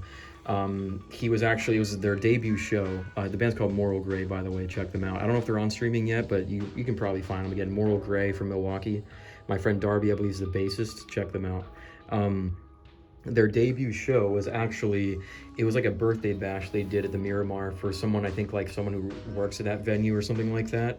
And crazy enough, the headliner for that was a Skyline Drive, which I've loved that band for a really long time. I know they've gone through a lot of drama and like lineup changes, but it was really cool. You know, I got to see my friend Darby play his first show, and it was an opener for a Skylit Drive, which is pretty dope. So I saw a Skylit Drive then, and Dead Awake was also one of the bands on that bill, and I already knew them from that song I mentioned. So I got to see Darby's band. I got to see Dead Awake, which because I've known them for years, and I got to see a Skylit Drive, which is pretty sick. So I saw them that time, and then it was only a couple months ago actually. I saw Blind Equation again with Weeping Wound, and Dead Awake was on there. And I actually met the vocalist of Dead Awake. I talked to him a little bit. I think his name's Dylan, I believe. He also ended up following me on Instagram, so shout out him. I talked to him for a little bit as well. I told him about how I found them and stuff like that. I was actually wearing my Still Bloom shirt when I was there, and he pointed it out. So I talked to him for a little bit too. He was a cool dude. He told me, you know, I've known him for a while and saw them this is the second time I'd seen them, all that stuff. I went to the merch table and, you know, I like buying CDs at shows because I have bought a lot of CDs on places like Amazon over the years. I just feel like not only is Amazon a shitty company and I try not to support them as much anymore, but it feels just more cool, like personal and more like sentimental to buy a record from a show, you know, especially because you're directly supporting the band. So when I go to shows, I always check and see if there's any CDs being sold, and Dead Awake happened to have one, which is his album Melancholia. I didn't know this album. I had never heard a single song off of it before I got it, but I picked it up, and I'm very glad I did. It's only $5, and man, this was great. Really great deathcore. It's a mix of deathcore and metalcore. It's also got that new metal kind of flair to him, kind of like Still Bloom, but this really impressed me. Like, I was surprised how much I liked this. So I'm glad I picked it up. It's a great album. I need to listen to it again. I've only heard it all the way through once, but I'm definitely into it. So I'm glad I saw them. You know, I'm glad I, you know, found them all those years ago and ended up leading into me finding this album not too long ago. So this is one of my most recent pickups of this year, but yeah, great stuff. Great album for sure. Check them out if you like deathcore, especially like the more like new metal side of deathcore, like Still Bloom, Weeping Wound, stuff like that. You'll probably fuck with this band. He's a great vocalist too. Yeah, Melancholia, cool story behind that one. All right, so moving on, we'll get some actual like straight up new metal. We have the band Darwin's Waiting Room with their album Orphan. You're gonna hear me mention new metal 1,000 times in this video, but given that I'm a huge new metal fan, I'm like a junkie for new metal, honestly. I even like a lot of the cornier, cheesier stuff. I know new metal's reputation is kind of all over the place. You know, back then it was universally hated other than like the big bands. But I've always liked even the more like what I call like B tier or C tier new metal. I don't mean that in a defensive way. I'm just kind of comparing it to like the big bands. Even a lot of the cheesier stuff, I like it. So this is one of those more low-key new metal bands. I never really got super big. They got a lot of like rap metal influence in them, but they're honestly really damn good. Pretty heavy stuff. They kind of remind me of a band like Non-Point. Maybe like also like a heavier version of like Limp Bizkit in a way, or like Papa Roach. But they have two vocalists. One is doing the rapping and screaming, and then one's doing the cleans. And it's just really good. This is a good album. Like, if you don't know this band and you like new metal, check out this song, Feels So Stupid. Table 9 is a great song. Some other good stuff on here, like Live for the Moment, Spence, a good song. There's just good new metal on here. I think they only ever put out this one album, and then like they had another one that didn't come out, that was supposed to come out years ago, and then I think it like finally came out, or like unofficially, I don't know. But this is like their only proper album, I believe. But it's really good. Good stuff. Check them out for sure. Also, weirdly enough, there's a feature from Shaggy of all people on here, which is really funny. I believe the story with that is like the manager managed Shaggy and this band or something like that. I don't remember, but Shaggy's an artist that my parents listened to when I was younger, so it's just weird to hear him on a new metal album of all things. But that was the 2000s for you. 2000s were a different time for sure. But yeah, good album. If you like new metal and you haven't heard this album, check it out. You might enjoy it. So we'll be changing up genres again. We're going to go back to, as I mentioned earlier, is the only other vaporwave I have in my entire collection. But it's the album I'll Try Living Like This by Death's Dynamic Shroud. Probably my favorite vaporwave album of all time. So although vaporwave is hard to get on CD, I'm glad I have one of my favorite vaporwave albums. on CD because this album is phenomenal. Vaporwave has a lot of like niche subgenres and micro genres. This is, I believe, called Echo Jams, named after the Chuck Persons album, where it's like it's vaporwave that has a lot of like glitchiness and like looping and like I don't know how to explain it. It like stutters a lot. And that might turn some people off, might sound weird, but I really fuck with it. This album's like dystopian sounding. Like it sounds very creepy and like dystopian. I just said that word, but like that's the best way I can describe it. It's just a really like it's just eerie. Like it's an eerie listen. The way that they flip some of these samples and loop things over again, especially the first two tracks. It's a lot of the titles are in Korean, so I don't know what it's called. But the first song and the second one, "Loving Is Easy," are my two favorite. Really good vaporwave. I got this from Bandcamp, I believe, on a label called 100% Electronica. I think this is a repress. I believe this was put out like a first pressing a while ago. But yeah, I picked this up from Bandcamp. I think this is also a more valuable CD. I don't think this is in print anymore, but I'm glad I picked it up. It's one of my favorite vaporwave albums, and I'm glad I have it. Just wish there was more vaporwave available on CD. So other than Blank Banshee, this is the only other thing I got. But yeah, great album. If you like vaporwave and you somehow haven't heard this one, check it out. If you like vaporwave, you probably already know this album though. It's a pretty universally acclaimed vaporwave album. All right, so with that little vaporwave detour out of the way, we're gonna get right back into some more nu metal. We have, of course, the band Deftones, legendary band at this point. Weirdly enough, I only have two of their albums though, and one of them I just recently got. So we have their first album, Adrenaline, is like one of their only like proper nu metal albums, I would say. And then we got their self-titled from 2003, which is one of my most recent purchases. When I mentioned earlier with the Alice in Chains CD, I went to Barnes & Noble and I got the Alice in Chains CD, I got this, and then a couple other CDs we'll go through later. But yeah, Deftones, they're iconic, legendary band. It's been crazy to see how much bigger this band has gotten over the last couple of years. Like I know they're already huge, but being someone who was born in the 90s, grew up in the early 2000s, I was a huge nu metal kid, so I obviously knew Deftones from that. But now their reputation is like, they got huge on TikTok. There's this whole like shoegaze revival thing that they kind of got lumped into that a lot of younger kids are into. And I'm not hating on it. It's cool. Deftones deserve that popularity. But it's just crazy to think, like, I never thought, like, almost 30 years later, this band would be bigger than ever. And they deserve it. Deftones is a phenomenal band for a reason. It's kind of a crime I don't have more of their albums because obviously they have some great ones. I need to get Saturday Night Wrist, White Pony, you got Kono Yokon. Even their new stuff's pretty good. I don't know why. It's just like Deftones is one of those bands where I know a lot of their songs across like all their albums. I've never really heard a lot of their albums in full all the way through. That's something I'm starting to change recently, but it was really one of those bands where like I knew them my whole life and I knew a bunch of scattered songs. I just never really listened to whole albums from them. But Adrenaline, I got this in like 2020, I believe. It's actually I mentioned I live in Milwaukee now. I visited up here once before I moved up here, and my roommate Marcos, who I've mentioned a few times, actually got me this as a gift because I visited up here for Christmas. So shout out Marcos, he got me their first album, which again is their most nu metal album. There's some great tracks on here like Bored, 7 Words, Engine Number 9, some great stuff on here. It's not my favorite Deftones album. As much as I'm a huge as much as I'm a huge nu metal fan, I think their like less nu metal stuff is better. I think this is a good album. Like it's great. It's very iconic. Was instrumental in nu metal's popularity and foundation. But I just think Deftones have made better albums. The tracks on here that are like standouts though, like the ones I just mentioned, are phenomenal. Though Bored is one of my favorite Deftones songs. But then you got Self-Titled, which I've known some of the singles for a long time, like Hexagram and Minerva. But I actually hadn't heard the full album until recently. I picked this up from Barnes & Noble, as I mentioned, and heard it all the way through the first time, and I was like, damn, this is like fucking great. Like, this is really good. And it's crazy, too, because I know Deftones are pretty universally loved, but I feel like this is one of their like least talked about albums, or one that I hear people don't praise as much, which is kind of crazy, because I heard this and I was like, this is really fucking good. Like, pretty much every song on here is fire. And I knew some of the songs, like I said, the singles. I knew the song Needles and Pins already, which is a good song, but all these other ones I hadn't heard before.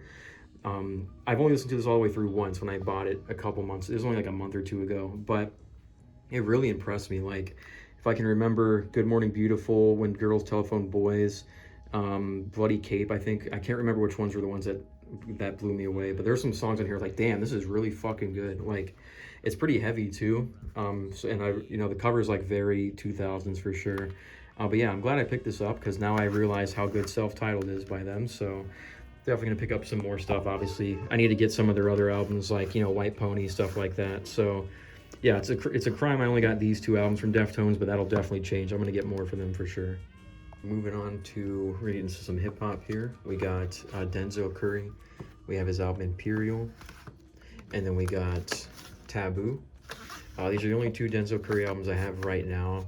I still want to get the album Zoo, which is pretty damn good. I like that one as well, so I'll pick that one up at some point. That's kind of probably one of the next couple albums I'm going to get. Other than that, though, I haven't heard any of his new stuff other than like a couple singles. What is that album, Melt My Eyes, See Your Future, or something like that? I know it got a lot of good reception. I just only heard like the first 2 singles on there. But these 2 albums are really damn good. My introduction with Denzel Curry actually came with Taboo. So I can't remember how I found these singles, but I remember randomly stumbling upon the singles that were coming out for this album, Sumo, and then Perks, and then Clout Cobain, and I was like, damn, this is like really fucking good. Like, I knew of Denzel Curry, I knew the name, I just never listened to him until those singles came out, and I was really, really impressed by it. So those 3 singles got me like, oh, I'm actually really into this. And then this album came out, and listened to it the night it came out, and man, Taboo is just fantastic. Like, this is probably one of the best modern hip-hop albums of all time. Like, was one of my favorite albums of 2018 when it came out. I listened to the fuck out of this when it came out, front to back like crazy. It was one of my, like I said, one of my favorite albums of that year for sure. I listened to this nonstop when it came out, and it's like a fantastic album. One of my favorite hip-hop albums for sure. All the singles I mentioned are great. Then you got, like, you know, Black Metal Terrorist, Vengeance, Switch It Up, Mad I Got It. There's just some fantastic stuff on here. Really, really great album. So that came out, and I got really into it. So after that album, I was like, you know, I need to go check out some of his other stuff. So next on my list, of course, I had to hear Imperial, because I already knew the song Ult, or ULT, whatever you want to call it. So I went back and listened to this. Picked this up as well. I like Taboo slightly more, but this one is still pretty damn good. You know, ULT, Me Now, Story with No Title, This Life. There's some really damn good stuff on here. Denzel Curry's just fantastic. You know, he was called underrated for a while and like slept on. I think at this point he's pretty much gotten the flowers he deserves, especially after an album like Taboo. He definitely deserved it. And Imperial's fantastic too. Like I said, these are the only 2 I have right now, though. I'm going to get Zoo as well because I really like that one. And I need to hear his other stuff for sure, and then probably end up picking that up because I'm sure I'll probably like it. As I mentioned a few times in this video, I wasn't born in Florida, but I spent a lot of my childhood in Florida, so I'm partial to the more southern, like, Florida hip-hop, and he's no exception. Just some great shit. And that's another reason why I like Zoo, because that really has that, like, southern Florida hip-hop sound to it. But yeah, Denzel Curry, if you like rap, you're probably already into Denzel Curry, but if not, if you somehow haven't heard Taboo, listen to this like ASAP. This is fucking fantastic, like damn near a masterpiece of an album.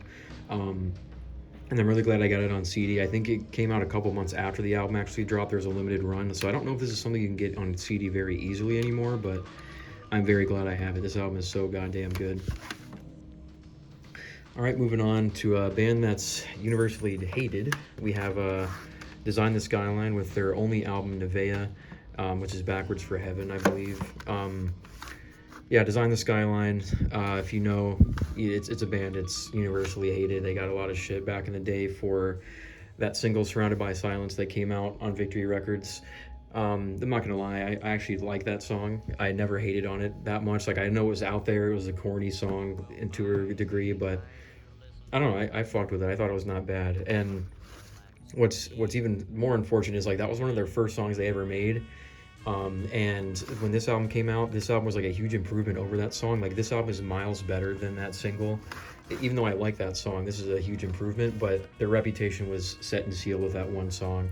They got universally clowned on the internet. They're like a band that everyone hates, but most of the people who hate on this band probably haven't actually listened to this album.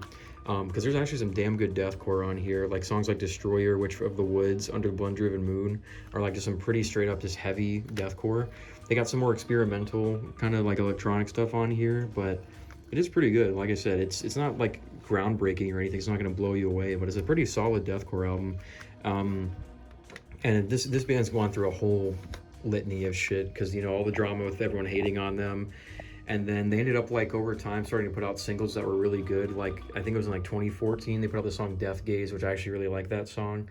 Then they disappeared for a while. They started dropping some singles that are actually like some of the best stuff they did, like songs like Rebirth, In Dreams, stuff like that. Were fantastic, like even a huge step in quality over this. And I was really excited because they announced an album called Rebirth, which had supposed to have all those songs on it. They announced that album in like 2014, and to this day it has never came out. Don't think it's ever going to come out at this point. It's been like 12 years, but I was excited for that album, and the singles they had dropped, it just ended up never coming out. And then recently, because this band used to have two vocalists, for a while it was just their vocalist Eric who was doing a lot of the newer stuff, and then Danny, the other guy, wasn't in the band. I guess there was some drama that came up with them where like they wanted to reform the band or something, but they were like fighting over which guy owned the name because they were both had like two bands. And Danny ended up having like some of the OG members design the Skyline. They were dropping more like deathcore stuff. And then Eric was continuing the more like, I want to call it like a Muse kind of sound with the singles, and they fought over the band's name. So I guess it ended up being that Danny took the control of the band, and now they're called Design the Skyline, whereas Eric's going by a different name, but he hasn't put out any songs really. So Design the Skyline is back, but it's like, I don't know if it's considered the same band or not. It's really confusing, but it just sucks. Within that whole mess of shit with this band, there's some good stuff in here. It's honestly never going to have the eyes on it that it should, just because everyone hates them from that one single as like a meme to shit on them. So this album's actually not bad. It's pretty damn good. I do like it. I don't listen to it a lot anymore, but when I was in my big deathcore era, this was an album I spun a lot. Pretty good stuff on here. This is also something that my friend Connor got me back then, so shout out Connor. Connor also got me Slow Death back in the day when I didn't have internet. He got it for me as a birthday gift or something like that. A couple other times I'm going to mention Connor because they got me a couple CDs. But yeah, Connor got me this one as well, so shout out Connor. All right, moving on to a band that's taking up a lot of the letter D. I have a lot of their stuff. Honestly, one of my favorite metalcore bands of all time as well. We have The Devil Wears Prada, their first album, Dear Love, A Beautiful Discord. We have their second album, Plagues. This is the reissue with a different cover, like a year after it came out. It comes with a DVD also. They got their third album, with Roots Above and Branches Below. We have the Zombie EP. We have Z2, which is Zombie 2, so the sequel to Zombie. And then we have the phenomenal, one of their newest albums, Color Decay, which is not their newest album anymore, but it was up until like a couple months ago. But yeah, Devil Wears Prada, one of my favorite metalcore bands of all time for sure. It's a band I grew up with, but funny enough, I grew up with one song. When I was a kid, I used to listen to the song Hey John, What's Your Name Again? That was the only song I knew from this band, but I would listen to that song nonstop. It was probably back in like 2009, 2010. I used to be really religious. I'm not anymore. That's not something we're going to get into in this video, but I used to be really religious. I would go to youth group and stuff on every Wednesday, and I used to listen to bands like, I really like Under Oath still. I just don't have any of their albums, but I used to listen to Under Oath a lot, and Devil Wears Prada was kind of like an extension of that. So that's how I found Hey John, but it was the only song I knew for the longest time, and I played the fuck out of that song. Eventually, in like 2014, I ended up thinking, you know, I've been hearing the song so much, why don't I actually just listen to this whole album? Found out this album's actually incredible. Great metalcore, some really great stuff on here. Obviously, you got HTML Rules, Dude, Reptar, King of the Ozone. This song is called Don't Dink and Drance. Back when metalcore had like stupid titles like that, but this album is really damn good. One of my favorite metalcore albums. I really liked Mike's old vocal style. I know he doesn't do this style anymore, but his old style, I think he was fucking up his voice doing it, but it was really harsh and really like raw. I really fucked with it, so I really liked this album. Then I went back and heard the first one because it's pretty much similar to Plagues. This one's pretty damn good too. I like Plagues a little bit more, but this one's also like heavy as hell for what it is. You know, Texas is South, Swords, Dragons, Diet Coke, dogs can grow beards all over. There's a lot of good stuff on here. This is like they're more, when they were a lot younger, it's more like electronic core, like Rise Records core. But this is like, I think they're by far one of the standout bands in that whole era. These two albums are really good. For a while, I didn't really like when Mike switched up his vocals to the more like yelly, kind of shouty vocals. I used to not really fuck with them and thought they were honestly kind of trash, but they ended up growing on me. And this album right here, with Roots Above and Branches Below, was a big reason for that. I wasn't a huge fan of the vocals at first, but they kind of started to grow on me, and I ended up realizing this album is also fantastic. probably their best of this era of the band, but you got some great songs, obviously, like Danger Wild Man, Assistant to the Regional Manager, Sassafras, I Hate Buffering. There's some great stuff on here. I used to listen to this album a shit ton. But once that new vocal style clicked for me, I was like all in. Once that clicked for me, they became one of my favorite metalcore bands, period. Even now that I'm not a huge metalcore guy anymore, at least of this era of metalcore, this is still a band I go back to a lot. So I started getting into that new vocal style. Another song that got me to start liking those vocals, I actually don't have this album, but in 2016 they put out the album Transit Blues, and they had a song called Daughters, was one of the singles. I actually really liked that song, so that also kind of got me to appreciate the older or the newer vocal style as well. And then obviously the Zombie EP is like considered iconic from them, so I had to pick that up, and it's really good. You know, very 2010s album.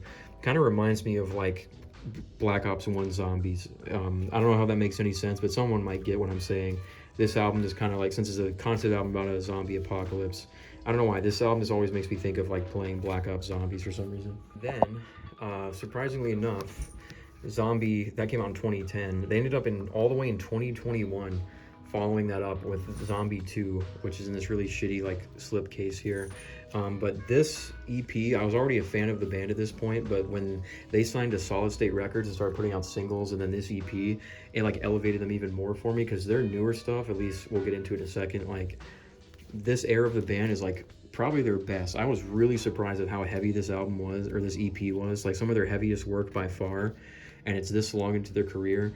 I think one of the reasons I think I've stuck with this band a lot is it just aged really well. Like they matured a lot, but they've consistently gotten better, and that's even more so because, you know, Z2 came out, I was a huge fan, and then this album Color Decay dropped, and man, I did not expect that one of their latest albums in their discography so long to their career would be arguably their best album, but this album is fantastic. I remember already, you know, they were putting out singles over the last couple years before this came out, like Sacrifice, Watchtower, Assault, and I really liked those songs. I was like, damn, these are fucking good songs. Like, is this coming from an album? Because this is going to be a good album if it comes out. Turned into this, and like I said, this is probably their best album. I really like the album cover as well, but this album is fantastic. It's got a lot of their metalcore stuff on there, but they also kind of branched out a little bit. There's some little bit of like post-hardcore, some emo, some more like rock tracks. Like the song Broken, which is really good. Some really like sad songs, like 25 on here, Cancer. Like I said, this is just the band at their most mature point.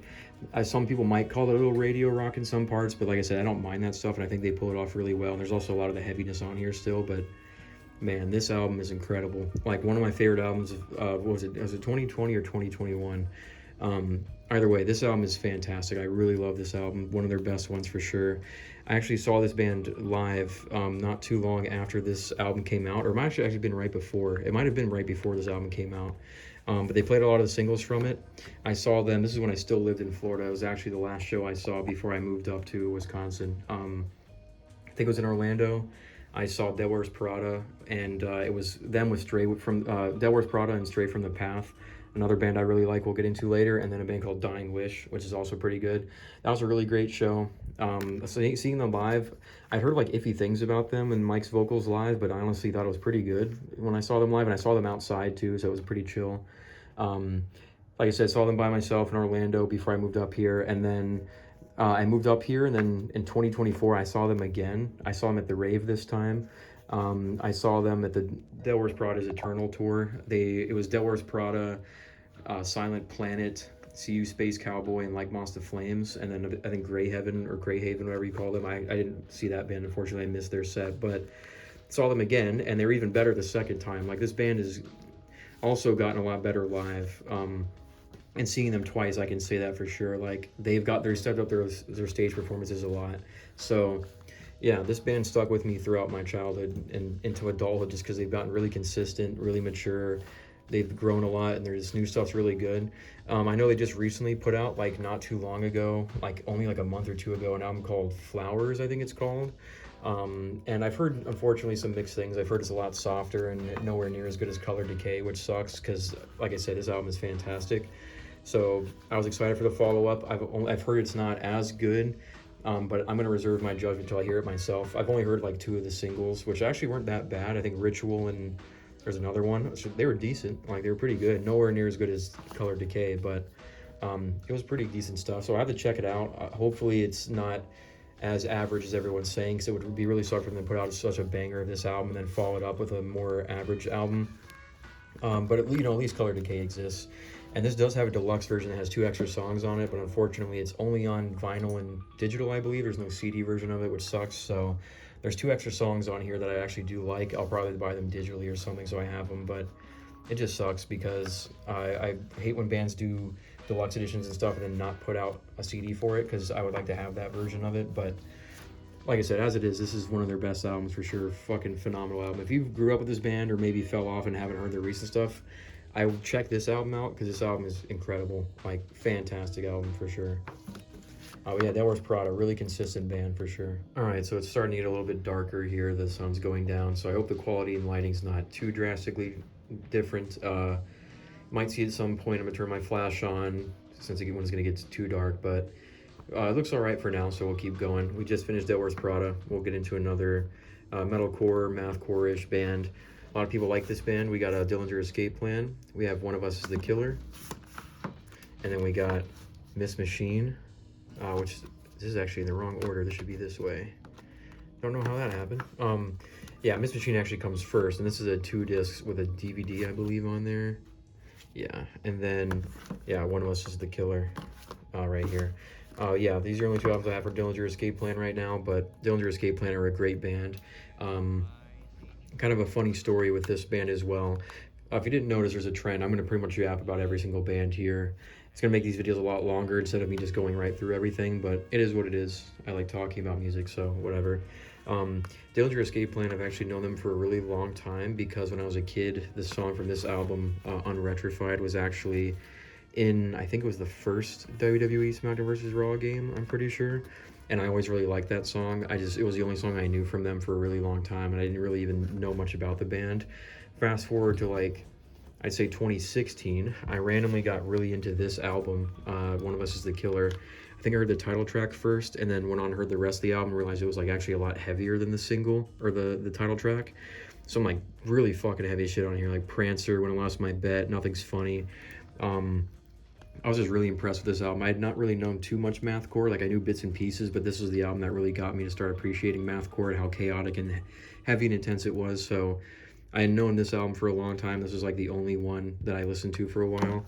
And then it was about, I want to say 2023, maybe 2024. Me and my roommate Marcos, who I've talked about a few times, me and him and one of our other friends, we went to visit our friend who lives a little bit further up in Wisconsin, or at least he did at the time. We went and visited him a couple hours away, and we visited a record store while we were there. And I actually, when I was there, I got 3 CDs.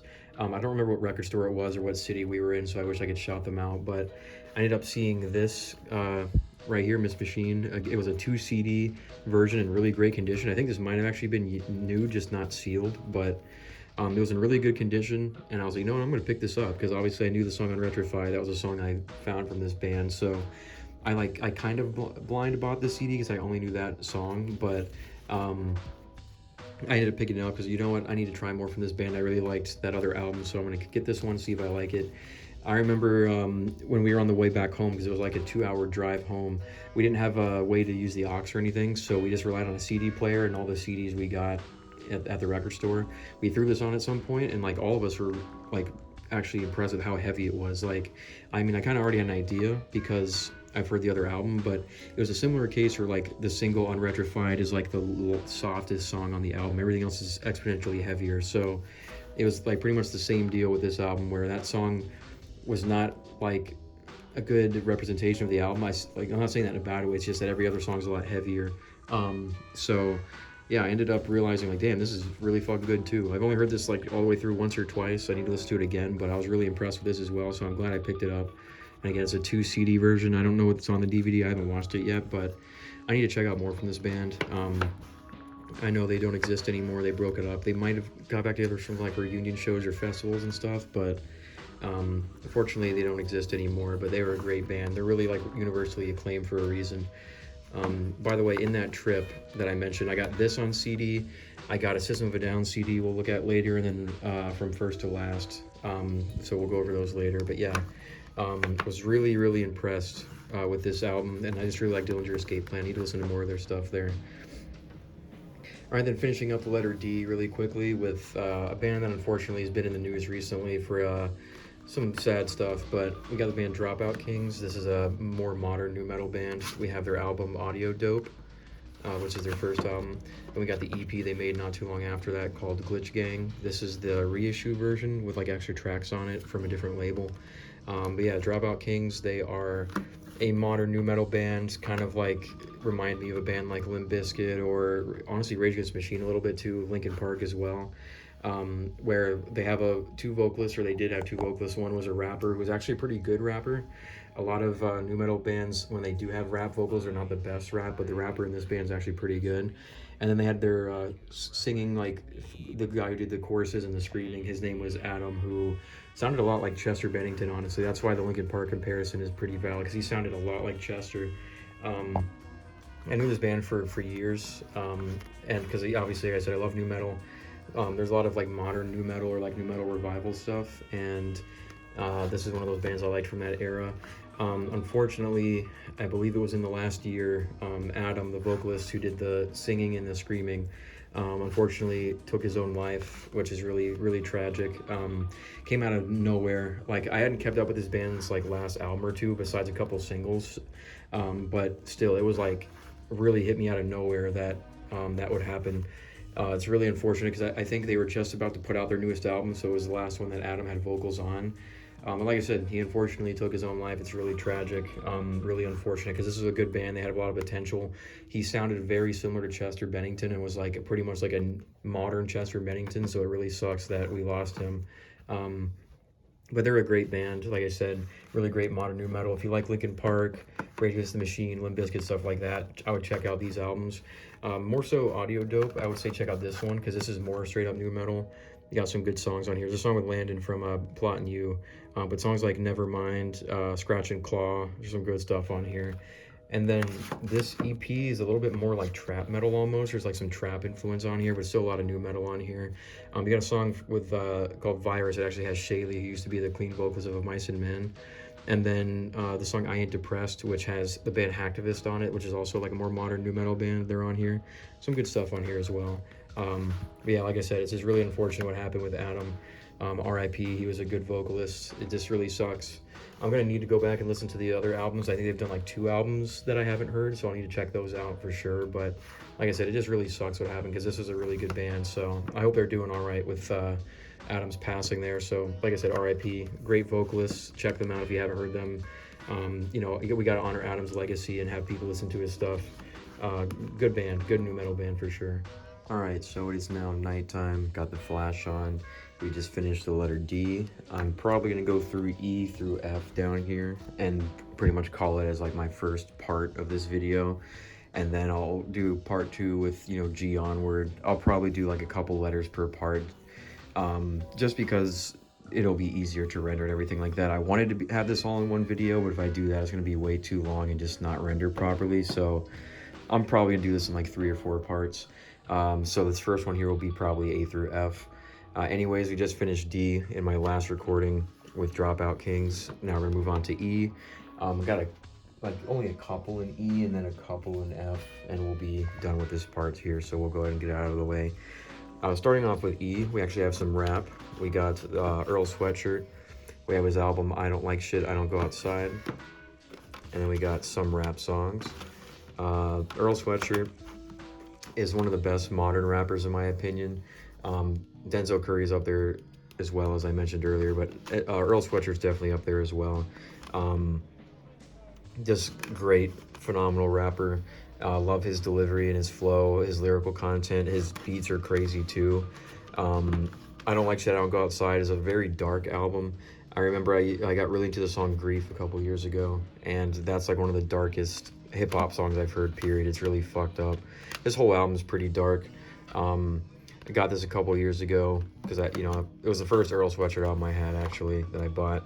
And then a couple years later, I got Some Rap Songs, which is probably my favorite from him. I remember this one came out and was getting like universal acclaim, and everyone was loving it, including myself.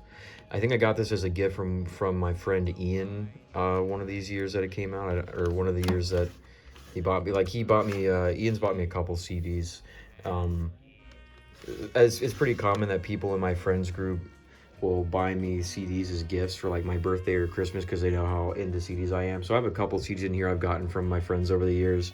I mentioned earlier my friend Connor's got me a couple. My friend Will, my friend Ian, my roommate who I live with, Marcos. I've gotten a couple CDs from people over the years. So this was one of them that Ian got me.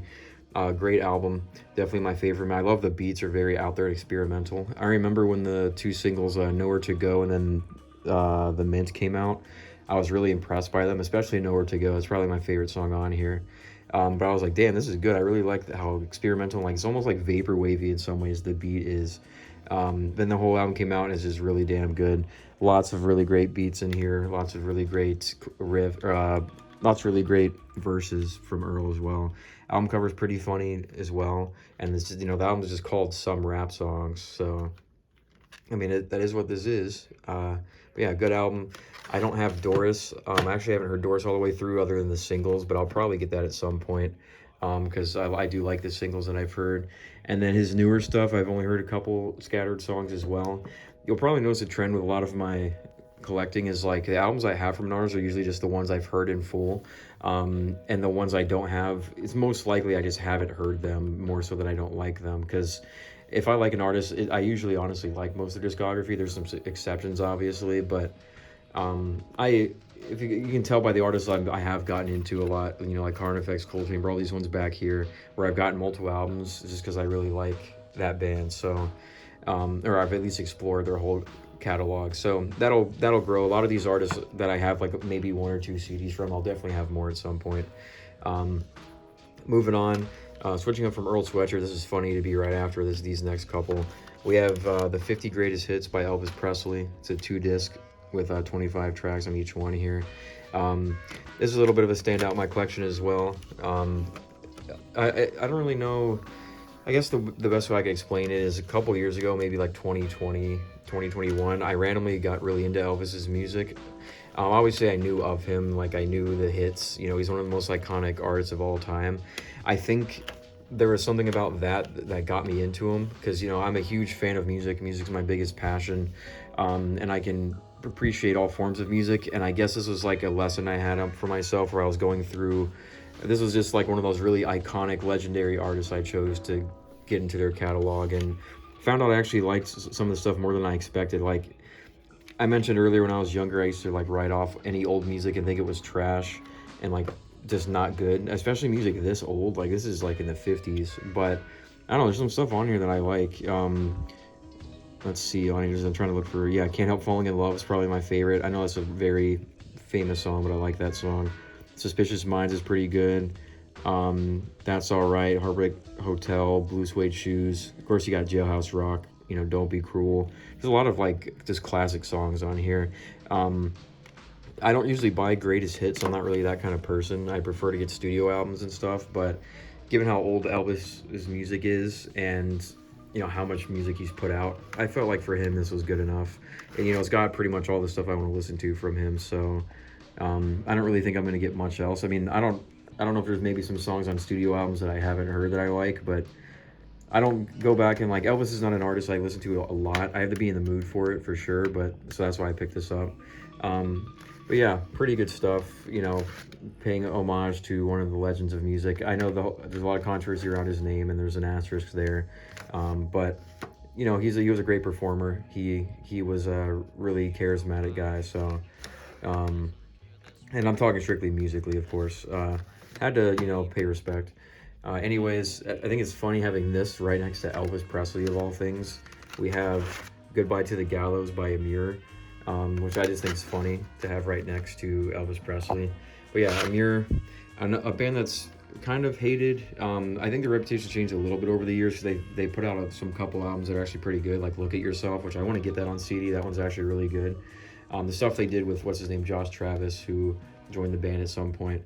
But I do like Emmure. I used to clown on them a lot, especially there was a song I can't remember what the song is called. It's like I Thought You Meant Casper, I Thought You Meant Telly and Turned Me into Casper, some weird title like that. I used to clown that song so hard. But some of their Emmure stuff is actually pretty good, especially this album is definitely one of their best. It's just more straight up deathcore. You know, the lyrics are a little edgy, but there's just some great songs, some heavy songs on here. When Keeping It Real Goes Wrong, 10 Signs You Should Leave. Of course, you got, where is it? I'm trying to, oh yeah, I already said when Keeping It Real Goes Wrong. Yeah, there's just some good songs on here. I think that Frankie has, I know his high screams are a little contentious, and it's the same for me. I've grown to appreciate him a little bit more now, but his lows are really good. I think that was the real standout for me. It's just some heavy, angry deathcore. You know, it's from the early 2000s, so it's got that 2000s deathcore vibe that I like on there. So, you know, I'm glad to have this. There's only like one or two other Emmure albums I probably want to get. Like I said, Look at Yourself. That album actually really impressed me when it came out back in that was like 2016, 2017. That was the album that I think got me to appreciate Emmure a lot more, because that album was genuinely pretty good. And then the album Speaker of the Dead, I think, is also pretty good, which has Solar Flare Homicide. It has the one song about Street Fighter as well. I might get those two albums, but that might be all I get. Emmure's not a band I listen to a shit ton, but those are like the three albums I probably go to if I'm in the mood for them. So yeah, this is a good album. It gets a lot of hate, but Emmure's got a place. You know, they're pretty good. They're pretty good. All right, moving on here. We only got two more in letter E, and then we got a couple in F, and then we're done for now. So moving on, going right after another band that I said people hate. We have Escape the Fate. We have their first album, Dying Is Your Latest Fashion, the only full album they did with Ronnie Radke on vocals. I know Ronnie Radke, I don't like him either. He's a douchebag, he's an asshole, says a lot of stupid shit. Unfortunately, he is a pretty good vocalist. I know some people don't like his cleans, and I understand that. I think they're not bad. He also can scream pretty well. His rapping's kind of, it's kind of cringe, but obviously he's not doing the rapping stuff on here. This is just a straight up post-hardcore album. And post-hardcore, like especially the 2000s, like mall emo stuff is one of my favorite genres. So of course I was gonna like this. You know, there's the singles on here, like Situations and stuff like that. No, not good enough for the conclusion, not good enough for the Truth and Cliche. But the other songs are actually a lot better than I think the singles, which I do like the singles. But songs like The Guillotine, There's No Sympathy for the Dead, Friends and Alibis are all really good songs. This is really the only Escape the Fate that I'm into. I like a couple of songs I've heard with Craig Mabbitt on vocals, but this is really the only one that really hit that hard for me. And I don't really listen to Falling in Reverse. I used to listen to a couple songs, but it's not a band I really got into, and it's just hard to get into. As much as I think Ronnie Radke is a decent vocalist, the kind of person he is just turns me off to listening to his music. So this is really the only thing I go back to. And like I said, I do like it. I got no shame in that. It's a great album, but it's the only thing I'll probably get from that band. Unless I get more into the Craig Mabbitt stuff, like I said, it's all right. There's a couple songs I like. Moving on to a childhood album of mine that I actually bought this recently. I got this year. We have The Fallen, or Just Fallen by Evanescence. This is a 20th anniversary 2 CD version. I had this album, I mentioned in the beginning of this video, I had like a collection I had when I was a kid, when I was a teenager. I actually had a couple CDs before that as well. It's just I didn't really consider it a collection because I wasn't like actively trying to build a CD collection when I was like really young. I was just buying random, or my mom would get me CDs, stuff like that. This is one of the CDs we had. I loved this album when I was a little kid. Obviously, Bring Me to Life. That song's a little corny nowadays. It's honestly one of the weaker songs on this album, but there's some tracks on here that are really good, like Going Under. My Immortal's a pretty deep cut. I remember hearing that.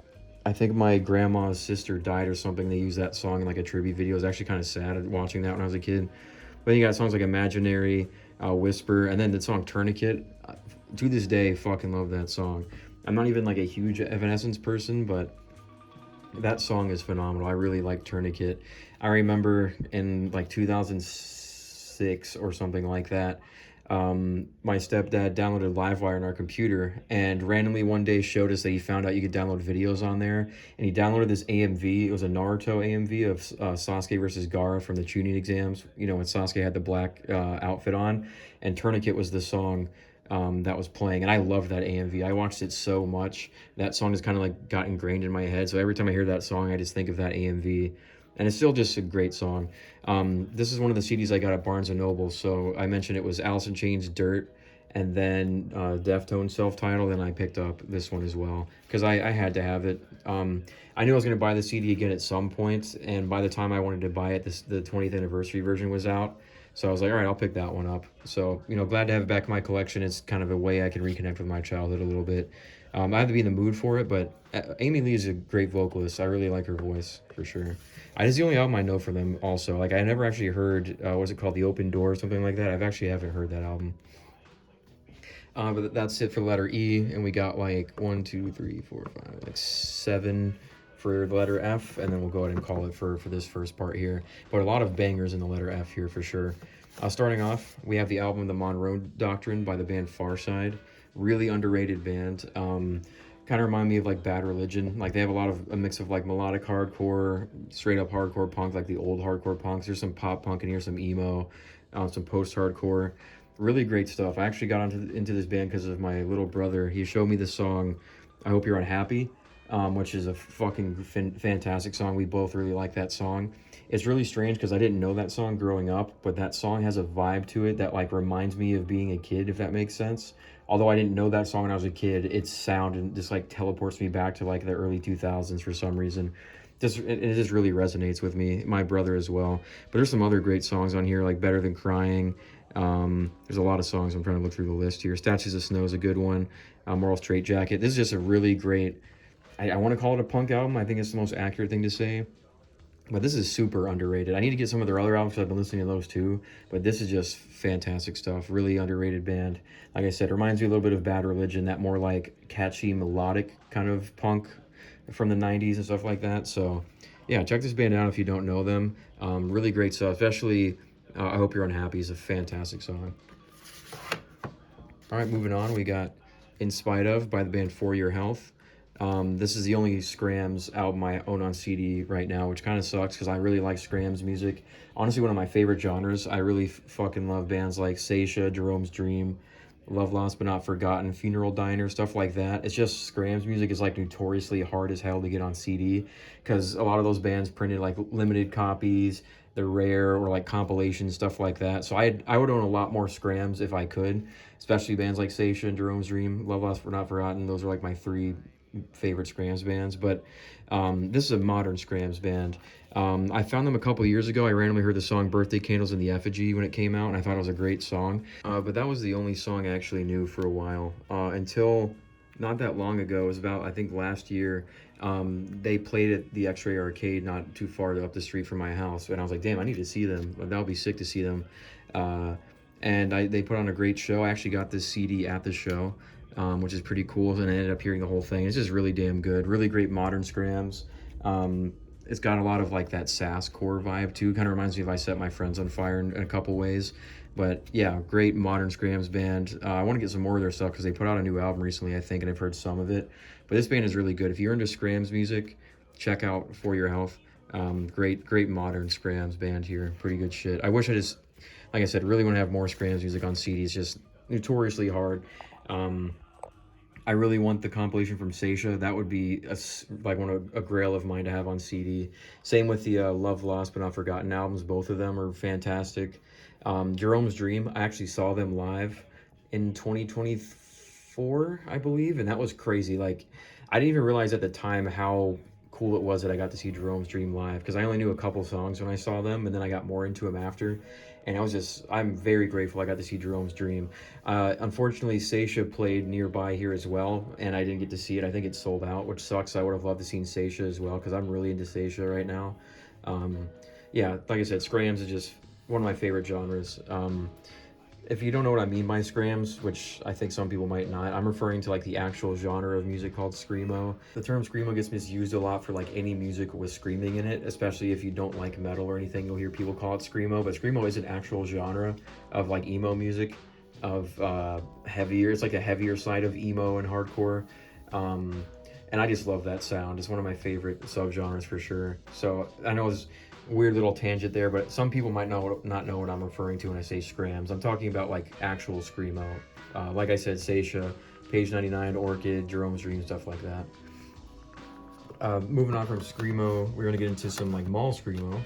We got the band from first to last. We have their Aesthetic EP, and then their iconic album, Dear Diary, My Teen Angst Has a Body Count. Yeah, really great stuff. Of course, iconic post-hardcore mall emo band from the early 2000s. Famously was the band that Sonny Moore was in before he went on to become Skrillex.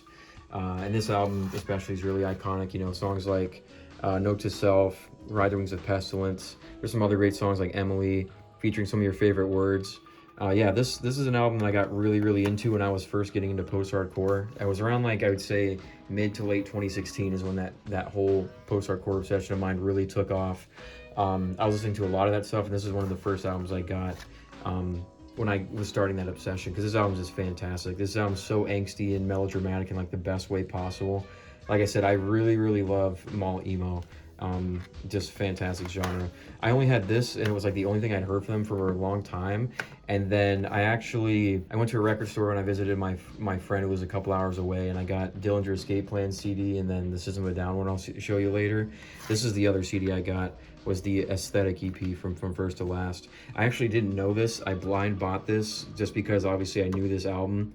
And I didn't actually know this existed. I knew there was another album with Sonny on it, the one after Dear Diary that I haven't heard, but I didn't know this existed, and I looked it up, and it was before Sonny was in the band, but it was like even earlier, like I think like 2003, yeah, 2003, and it's got that same mall emo, like mall scrim sound. So I was like, damn, I want to kind of check this out, and I was actually really surprised. Like, it was before Sonny was in the band. I think, what is his name? Matt Good, is that his name?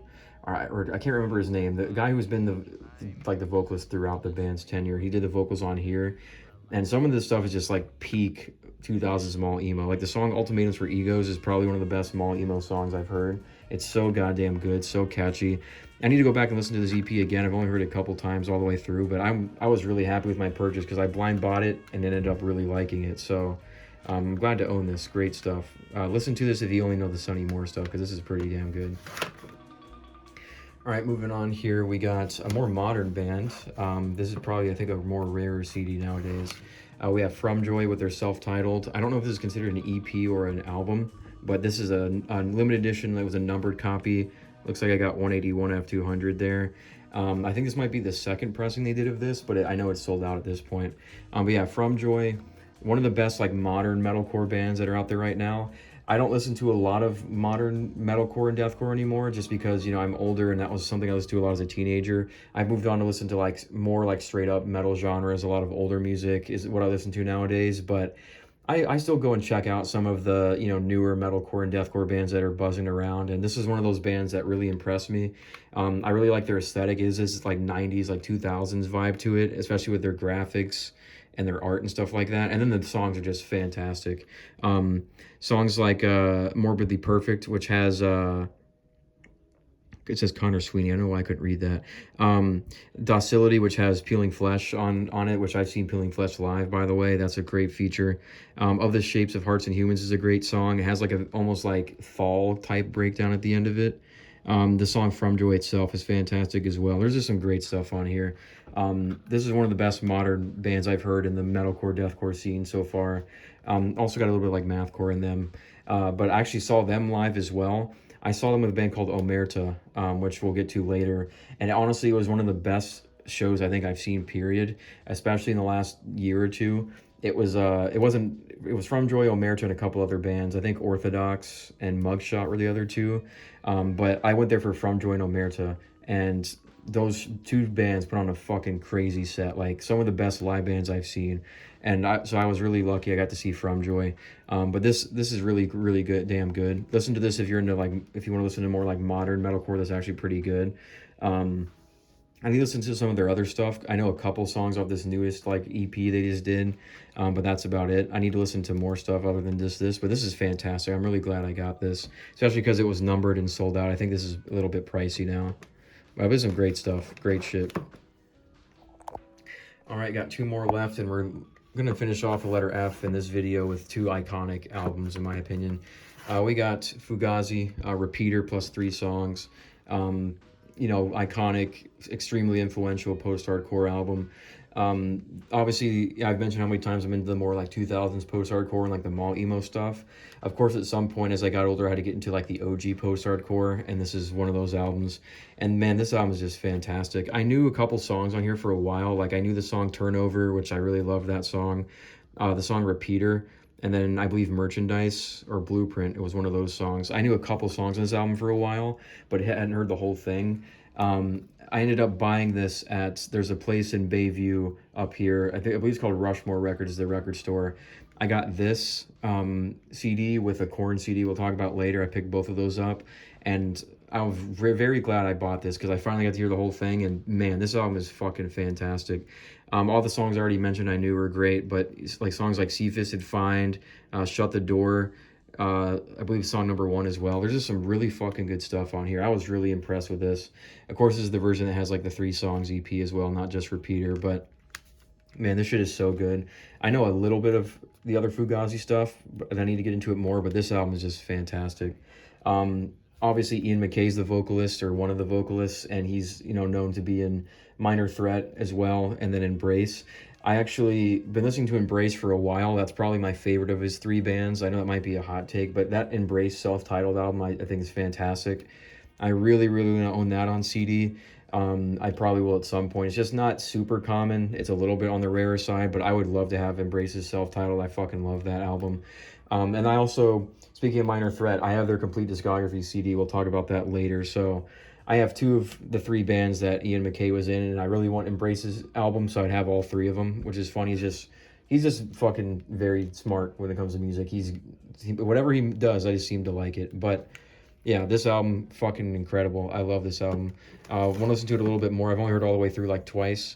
But I need to hear the other Fugazi stuff as well. But now I get why this album is like so universally acclaimed. This album is fantastic. And then ending off the letter F with more like mall emo post-hardcore, but one of my favorite albums of all time.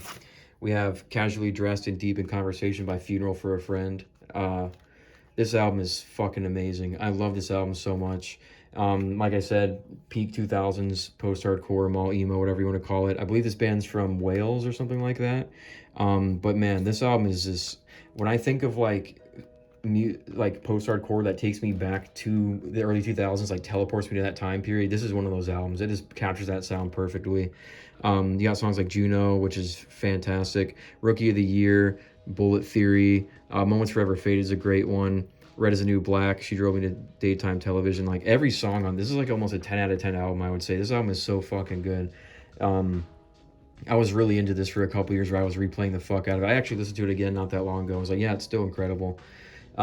Just great stuff. I need to listen to some of the other stuff. I know a couple songs on the album after this, but that's about it. But if there are other stuff as good as this, I'm definitely in for a treat, because this is one of my favorite post-hardcore albums of all time. Just so goddamn good. I have a very unique memory with this as well. I don't know if anyone else is like this, where you can, like, music can like take you back or remind you of a time when you were listening to it or when you found it. But I remember it was probably 2019 maybe, that I was going through and I was playing one of my favorite games of all time, Sonic Adventure 2. As I mentioned, I'm a huge Sonic fan. I showed the skateboard here earlier, but Sonic Adventure 2 is probably my favorite game of all time. That's like my childhood game, a game I put like the most hours in out of any game probably. But I was finally I'd played that game 1,000 times over the years, but I never done like 100% run where I was going to get all the emblems and unlock the Green Hill bonus stage. So I was finally going for that I was playing it on the Xbox, and I remember grinding out all those emblems and like A ranks for all these like missions on all the stages in that game. And while I was doing that, I had this album on repeat when I was grinding those levels. So every time I think of this album, I just remember grinding out like the shadow stages on that game and like listening to this album on repeat. Just a really good memory of mine, because it was, you know, one of my favorite games of all time, and then one of my favorite albums of all time. So I like that I have that memory attached to it, because just killer album, killer game, so it's really cool. But yeah, that's all for the letter F here, and that's probably going to be all for part 1. We went through the first 2 1/4 shells here, so A through F. I'm going to call it there just because it's going to get really long if I keep going. So we'll end it here, and then I'll do a part 2 where I'll start with the letter G and probably go on to like L or something, and then, you know, cut it up in parts like that. We got a lot to go through still. Honestly, like I think the letter I might have the most albums from is probably like S or K, one of these ones that's coming up. I have a lot of shit in those letters, so we're just getting started. But I'm gonna call it here. I'll edit this up, make this the part one, and then I'll get filming on part two. Start gradually uploading those when I can. But yeah, this is part A through F. Appreciate anyone who watched this far. Let me know what picks I got in my collection that you like. If you have any questions about where I got some stuff, or about, if you just want to talk about music, that's why I'm doing this. I love talking about music. It's my biggest passion. So I'm down to talk with anyone in the comments about any of these albums or any albums in general. If you got any recommendations for me, anything like that, just let me know in the comments. Let me know what you think of the collection, and I'll see you guys in the next one. There's one more thing. I do have, as I mentioned earlier in this video, I just recently started an Instagram page, like a second page where I've been uploading my collection. I've been doing it, posting it like in the order I got them. So if you guys want to follow that, it's at Gloom CDs. I've been posting everything in order here. And once I finish posting everything in order, I'll probably also do like post my band merch that I got, maybe some of my live footage from shows I've been to, stuff like that. So drop a follow if you'd like to. I'll have that in the description somewhere. I'll follow you back, especially if you post your own CD collection. I love seeing other people's collections, so I'll definitely follow you. And then I'll have like my main Instagram and all that stuff in the description as well. But yeah, appreciate anyone who watched this far. I'll see you guys with the next part here, and we'll keep going through the collection here. Take care.